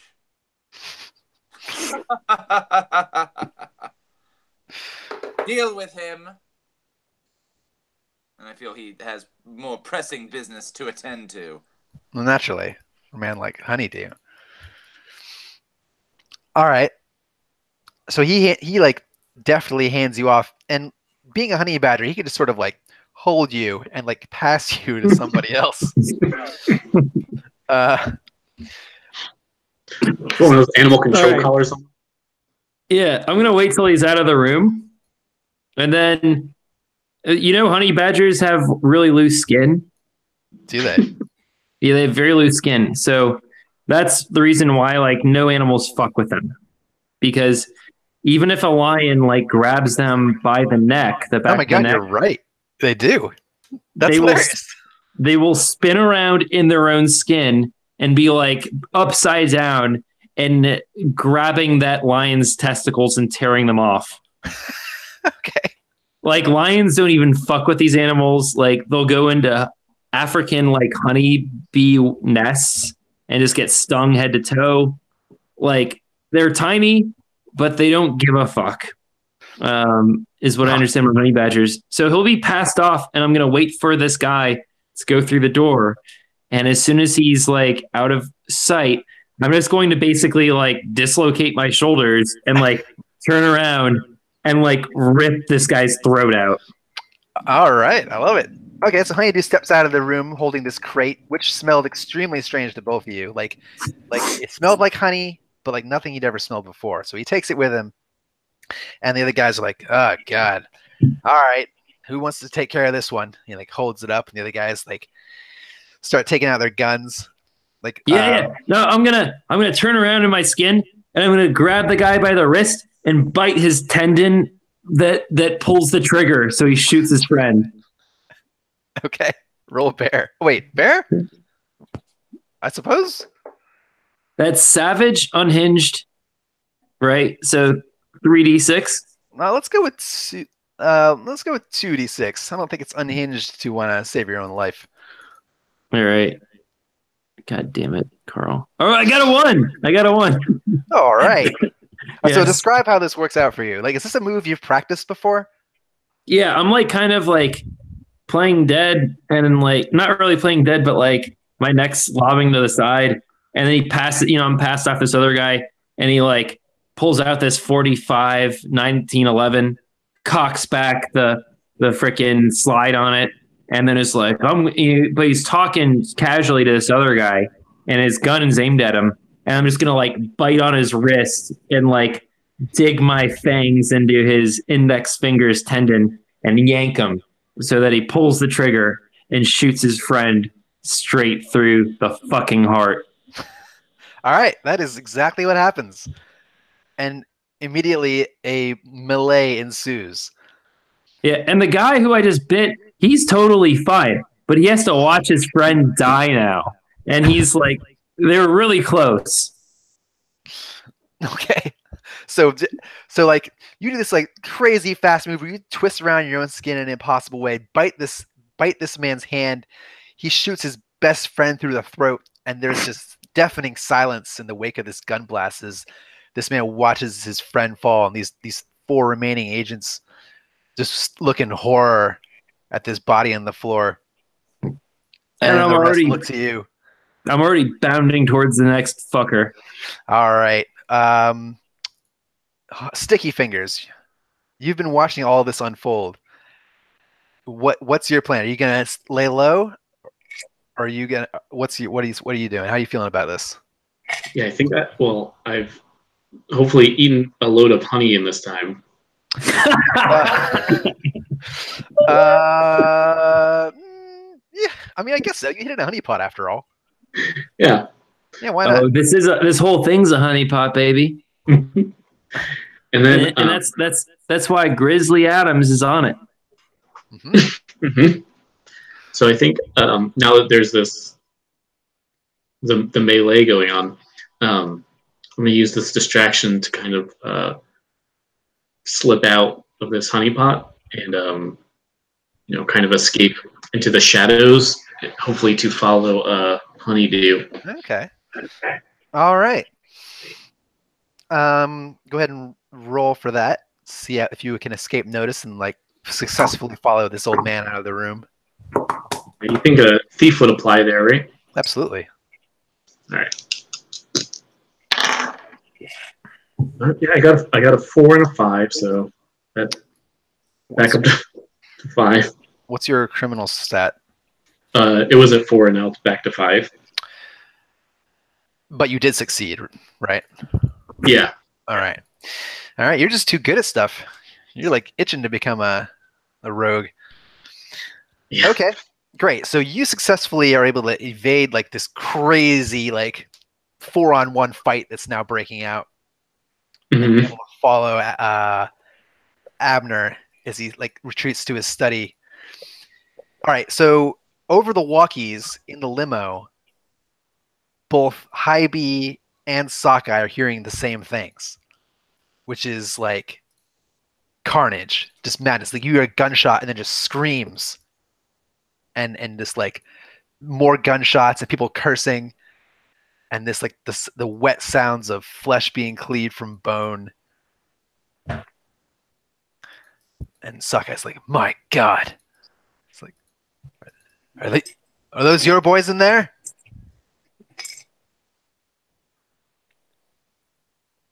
I think we lost Austin.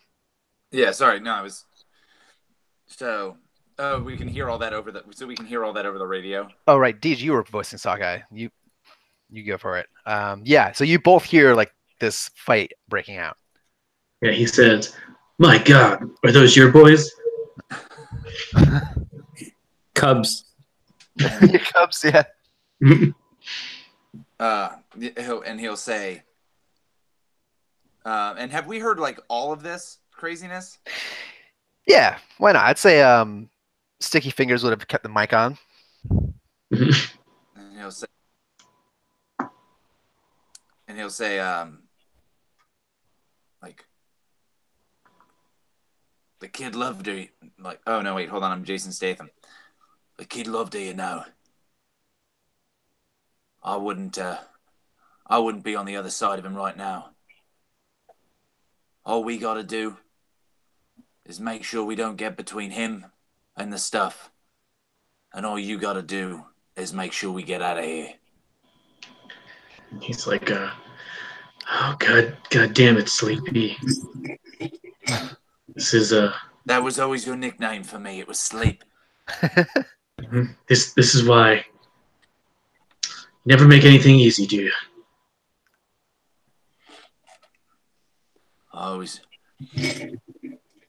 I tried the easy route. I slid right back this way. Well, sounds like they're in there and you're out here. I got this car. Honeydew's gonna come right back. We can just drive away. Why don't you hop on the horn and let him know it sounds like it's getting too hot in there. What about you? He says, I think I can, I think I can make myself useful once he arrives. All right. Sure. Yeah. What's how does Sockeye feel about this? What's he gonna do? He's like, "All right, it's one thing to cover for you, but this is gonna ruin my entire reputation." He'll say, with all that sweet sticky stuff, you could buy whatever reputation you want. All right, you're giving me an extra share then, or equal share?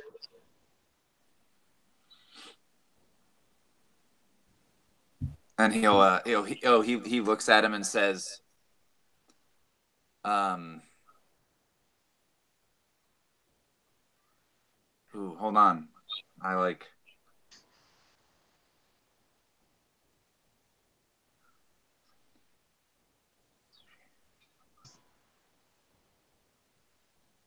Yeah, fuck. And I think he'll say, oh, believe me, we'll have all we need. All right. Well, I've been, driving these limos, Sockeye Limo Company. It's not all it's cracked up to be. That's what it says on the outside of the limo. That's right. I did print that there. Okay. So is Sockeye gonna call Honeydew? Yeah, I think. Yeah, if he's giving him a share, it's like, all right. All right. So he's back to the other side of the line. All right. So meanwhile, Sticky Fingers, you follow Honeydew, you can tell he's heard the violence ensuing behind him, and he pauses in the hall and considers. And he shakes his head and continues on to his study. And he sets this crate down on his desk, and he says, "Nothing out there matters. Only you do." And he opens it. And he pulls out this old, like, faded yellow honeycomb. And what do you guys think? What would like a really way too old to be still existing beehive look like? What if it's in the shape of Lincoln's top hat, though? Yes, it's obviously in the shape of Lincoln's top hat. Either that or just it's in the top hat and there's like bees coming out of it. Oh, that's good. Oh, okay. So okay, we don't even see Oh shit! like into the top hat. We just see the top hat itself, and like it's sort of overflowing, like the hint of like bees inside it, and like sort of a misty like vapor is rising from it. And it's the sweetest smell Sticky Fingers has ever smelled, and yet also just wrong somehow. And Honeydew is like, with you, I can shut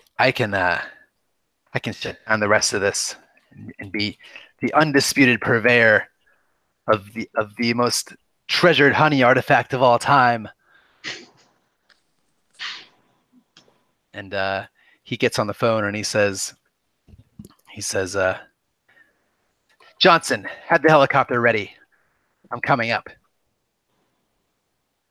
And he scoops up the top hat in his hands, and he flicks a button in the bookcase, and it slides back, and he climbs a spiral staircase up. Oh, does he put it into his back into that case? No, he's just holding it in his hands. Looks like we're taking off. Yeah.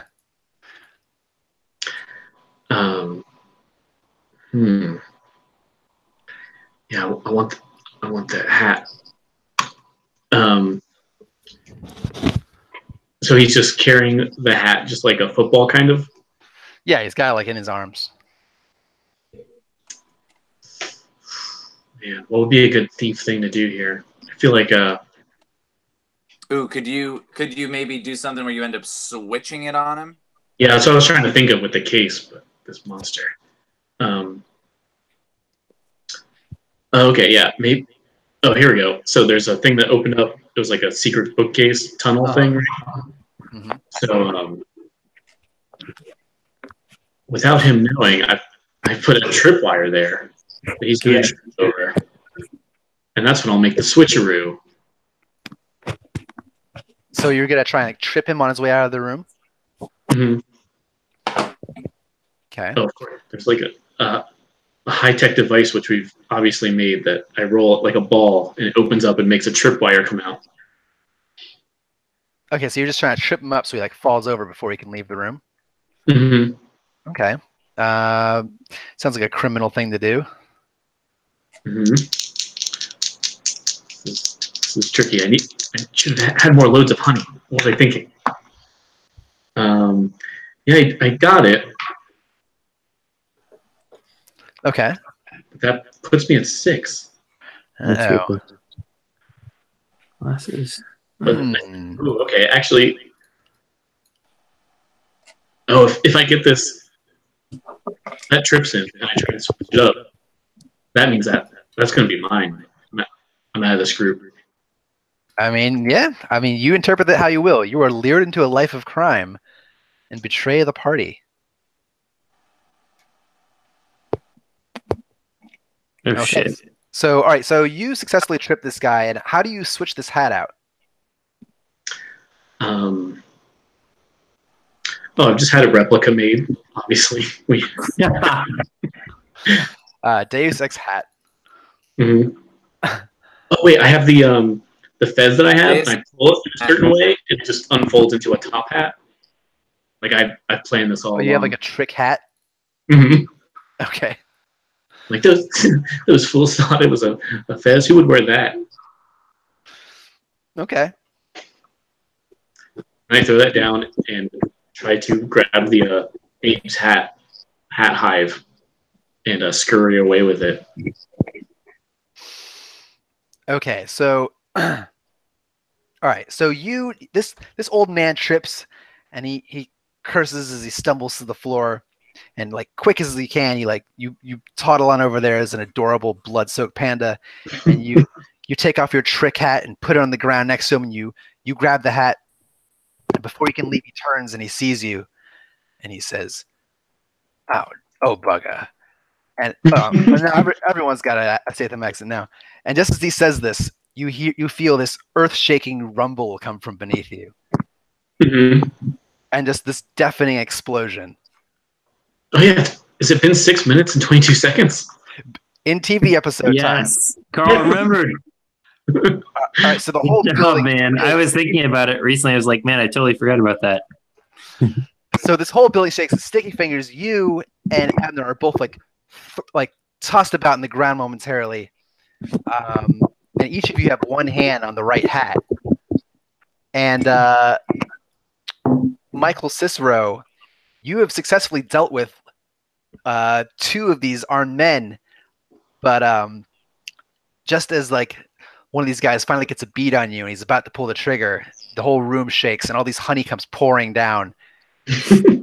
And you're all like dripping in it and it's everywhere, and you're all like, they're like, what the fuck is going on? And they're like rolling about. And outside in the limo, Hybe and Sockeye just see like the glass just like bust out of the bottom 2 floors of the building, because apparently Michael Cicero had access to like an absurd amount of explosives in his pockets. And just scream wails coming from the convention center as these like a plume of fire comes out of the windows. And I think Hybe Nathan says like, all right, love, give me the wheel. And he takes Sockeye and he like bodily moves him out of the way, and I think he rips the seat out of the thing, and he gets behind the wheel of the limo. And yeah, so he throws the seat out. So his huge giant, he's a bear. Body is driving this limousine, and you hear like heel out, and he's gonna try to luckily just where we had parked the van. There's a there's a bunch of pallets and that kind of stuff like stacked up near it, and I'm going to try to bank off of those and jump the limo into the building where these guys are. Yes, please. That sounds perfect. All right. Roll whichever one you think's appropriate for this, criminal or bear. Well, I don't think bear. I don't think bear so much does this. I am a driver, so that's good. I rolled a 3 and a 3. I think my criminal, because my my reconnection with Sockeye was successful. I don't know if that was part of the plan and knocked my criminal up. Yeah, why not? Oh, either way, it's a success. But then that means my bear is pretty low. All right. So I'm now at bear 1, criminal 5, and yeah, I think we see this limo like do like a donut and then really pick up speed, and maybe Sockeye's like you've always been too crazy. You've always been too crazy, and hit this thing and it flips like really crazy, and we burst through these through the last couple remaining windows. People are jumping out of the way, and just guys are doing this stuff. There's a stretch limo like barreling down the hallway coming towards them. Yes. But I think when you make it, when you like land the limo, Sokai's just he leans back in the passenger seat and just like, you beautiful beast, this is why I love you. And Hybe's head is out the sunroof while he's driving. Oh, naturally. Of course. So how high were you able to get? What floor? Whatever floor they're on, for the sake of Yeah, I figured. So you bust through into the VIP the 5th floor. Where you're a very, very good driver. And you very good. Just as Michael Cicero's combatants regain their footing, this limousine just barrels through the honey vault, crushes them in place. And somebody go for a ride. Yes. Right on time. Okay.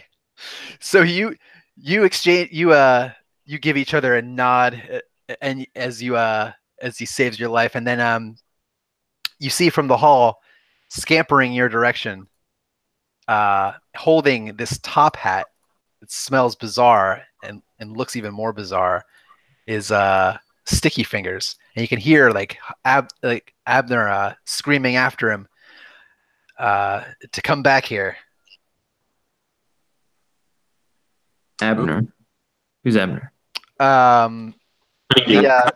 Honeydew, Abner Prescott Honeydew. Oh, okay.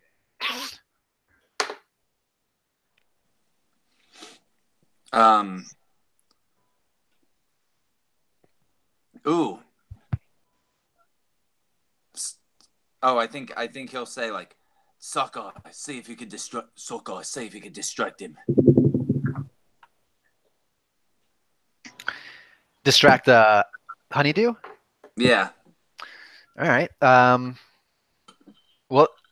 Deej, since you're essentially a Sockeye now, how does he feel about that? Is he willing to lay it all on the line, like stand up to his former employer to his face to save Hybe?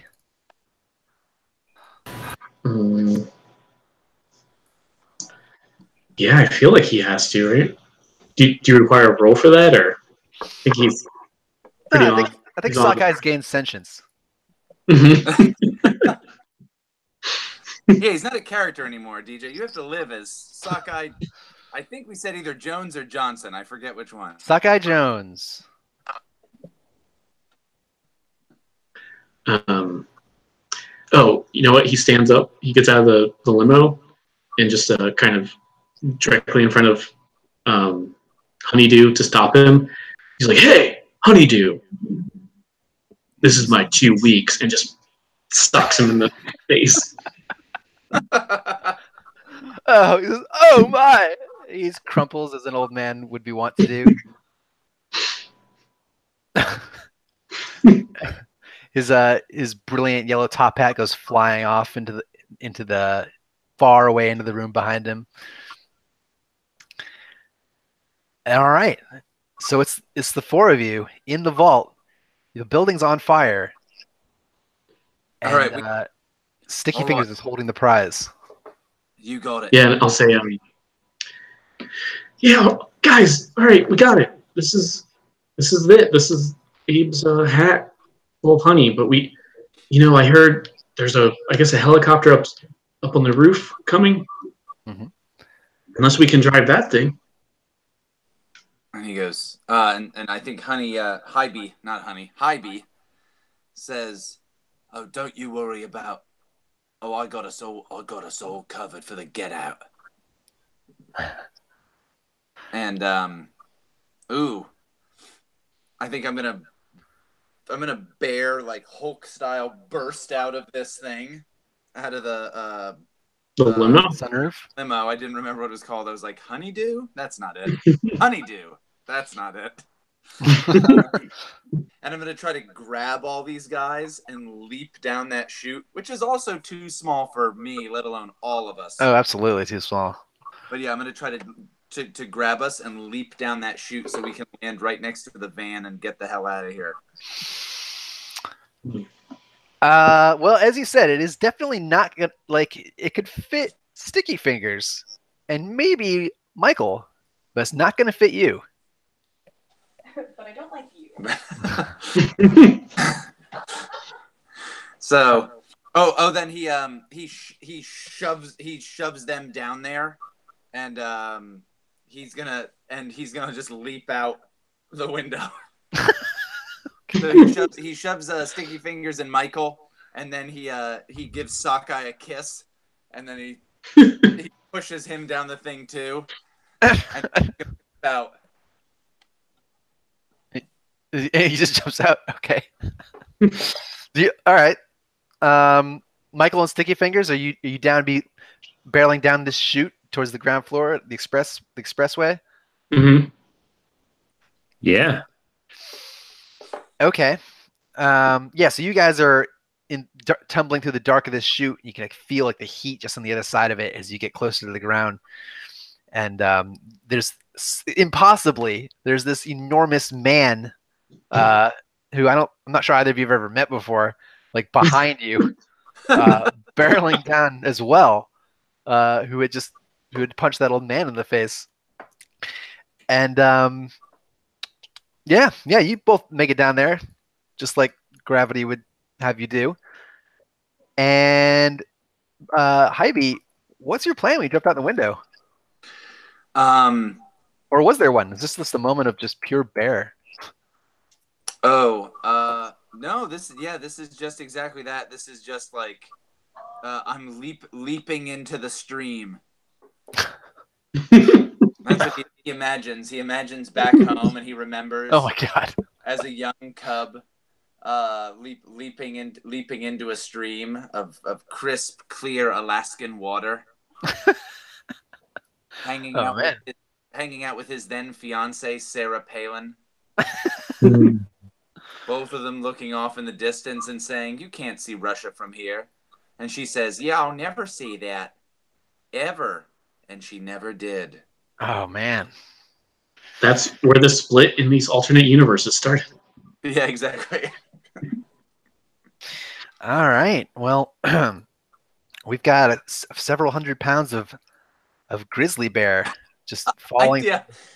Aren't they like? Don't they weigh like more than a car? Oh, I think so. Especially depending on the car. They're enormous. So yeah, I think he's jumping out, and he's gonna try to land in like the dumpster that the trash was actually supposed to land in. Okay. All right. Yeah. Which in retrospect would be terrible because it would be construction garbage. So it would be like shards of wood and. It may not be fun, but it probably beats the concrete. Well, we'll see. Roll bear, I would assume. All right. Does this fit with any of my? Could this be because I'm retired and this is my last shot? Yeah. Well, this is what your last gig. Probably, but keep in mind my bear is 1. Your bear is 1. Mm-hmm. 1 year old. No. My bear skill or my bear trait. Oh, your bear is 1. I see. So if I succeed, does that mean I become a criminal? That's an interesting question. It'll be very hard. Yes is the answer. Okay, let's do it then. Well, I didn't succeed. Okay. All right. So good news instead I die. Good news is you remain loyal to your party. Bad news is, okay. Bad news is, so, Sticky Fingers and Michael, you guys both make it at the end of the shoot. You're fine. You scamper out. Michael, right? Michael. Yeah, Michael. Sticky Fingers and Michael, you both scamper out towards the waiting. Oh, my bad. I keep saying Michael. Michael. Yeah, Michael. Michael. There you go. All right, Michael. Got it. Sorry. Michael and Sticky Fingers both scamper out towards the waiting van. Sockeye has a bit more trouble coming out of the bottom because of his largeness by comparison, and he gets out and he looks to the van. He says, "But what about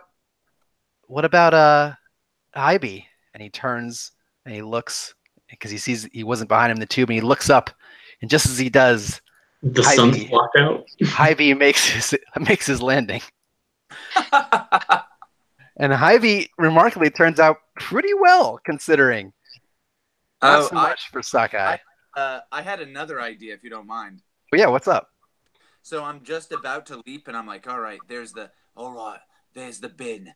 I gotta make it only this my feet. I gotta take a running start, and I got it. And then I hear like click, click, click, like the clicking of guns as they're like getting ready. Okay. And it's the cops. Oh. So the cops got here. And there's a grizzled old like U.S. Marshal, and he says, "Freeze," and Hybe's like, "Oh, but what if I ain't done nothing?" And he says, "I don't care."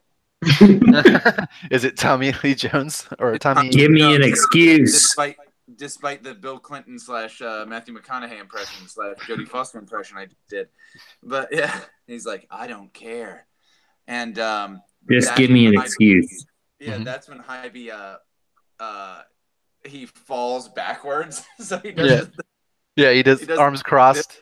Yeah. But he misses the trash bin and he just lands on the street. Oh God. Okay. All right. So it'd be like it'd be like a car covered in carpet just landed right next to you guys.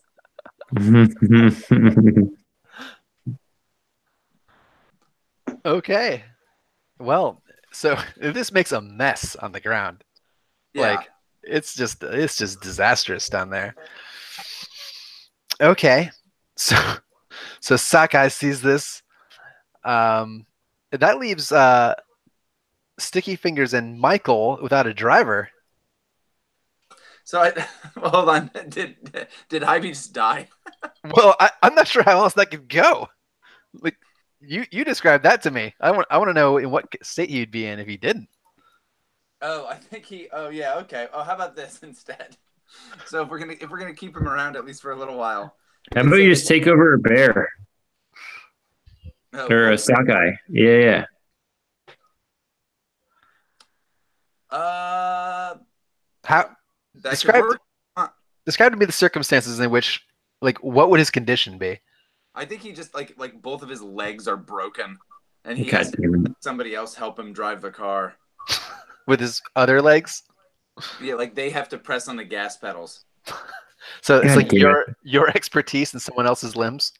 Right. So I would imagine his arms still work, but his back paws, back legs don't work, and someone has to like as if two children are driving a car, where someone's pressing the pedals with their hands and another kid's driving.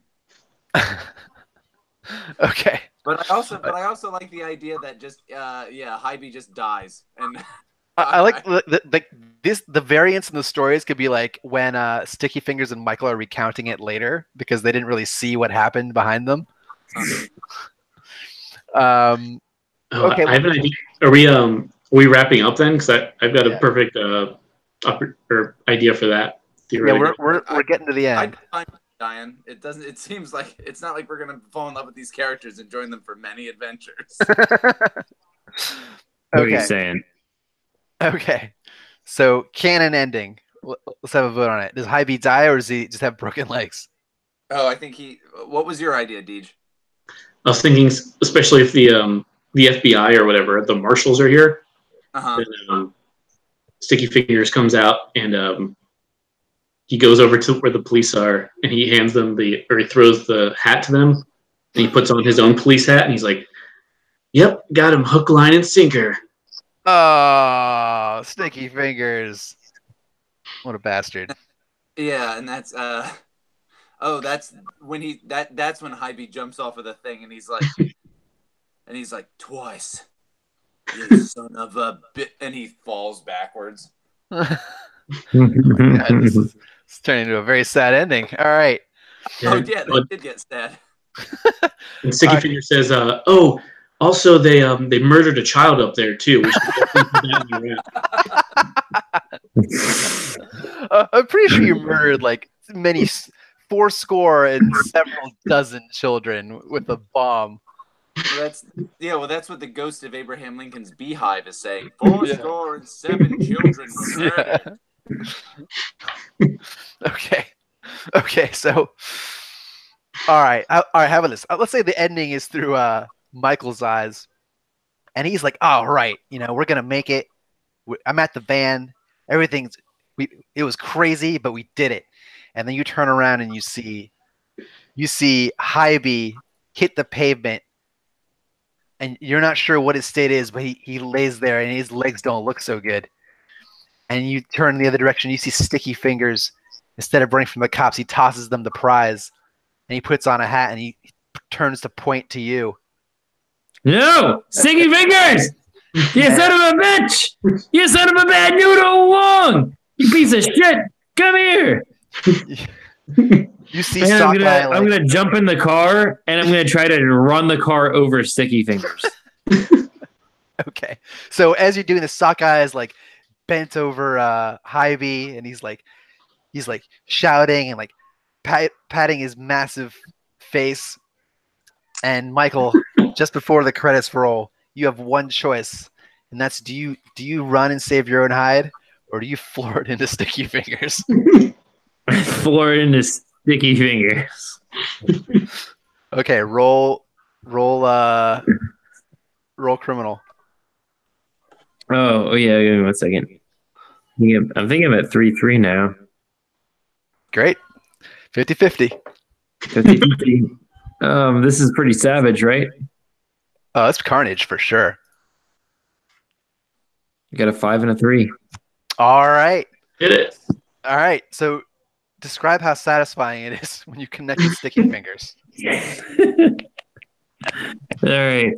So right after this fucking guy like stabs out his fucking white finger at me on his gloved hand, you know, his black palm and white fingers are pointing at me with his little claw. He's saying, "That's the guy who did it." I'm like march into this Cadillac. It's a 1970s Cadillac, a pretty big car, you know, all metal. And you know what? And the keys are in the dashboard. I grab the keys, put them in the ignition, charge it up, and then the cops draw their lines on me, and they're like, "Hold it! Stop in the name of the law!" And I just gun it straight towards them, and I start getting lit up with like gunshots and bullets flying through me. I can't spin through my skin quick enough. These bullets are hitting vital organs. And I fucking drive through 2 cops and then sticky fingers like right on the hood of the car, right dead center. Like the fucking Cadillac trophy right in the center goes right up his chin. And like his jaw opens and his mouth opens. And I can see in his mouth the Cadillac insignia inside of his jaw as I hit the brick wall. And his whole fucking body explodes into a cloud of gore, but his head just remains as a hood ornament.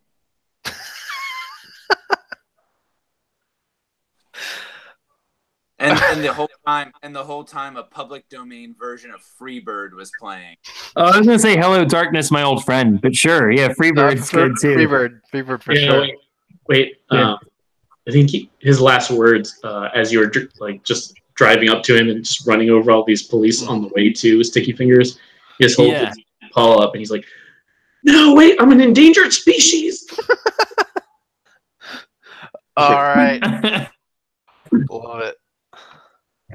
Okay, well that descended into, I mean that turned into Reservoir Dogs. Reservoir Bears. There's an awesome French heist movie called Rififi. It's got a really stupid name, Rififi, Rififi. That actually is That was the baboon in Lion King, right? Right. Yeah, exactly. Yeah, you hold up Simba, and you say, and you just chuck the little lion. You said it's a lot like this. It has that like really like Reservoir Dogs-esque like, okay, everything's going well. We're knocking this out. This is a good heist. Oh shit! And then it just all turns terrible. It's really, really good. Like you're watching it and you're like, man, those guys succeeded. They did they stole that stuff. That was easy enough. And then like it falls apart completely. Love it. All right. Cool. That was pretty good. All right, good heist, guys. Yeah, let me stop this thing. Unless anyone have any last words. I just want to talk about independence for Quebec for about 35 minutes. You guys cool with that? Again. Austin, seriously, again. All right, I'll go ahead and stop you, jerks. All right, again, guys. All right, man.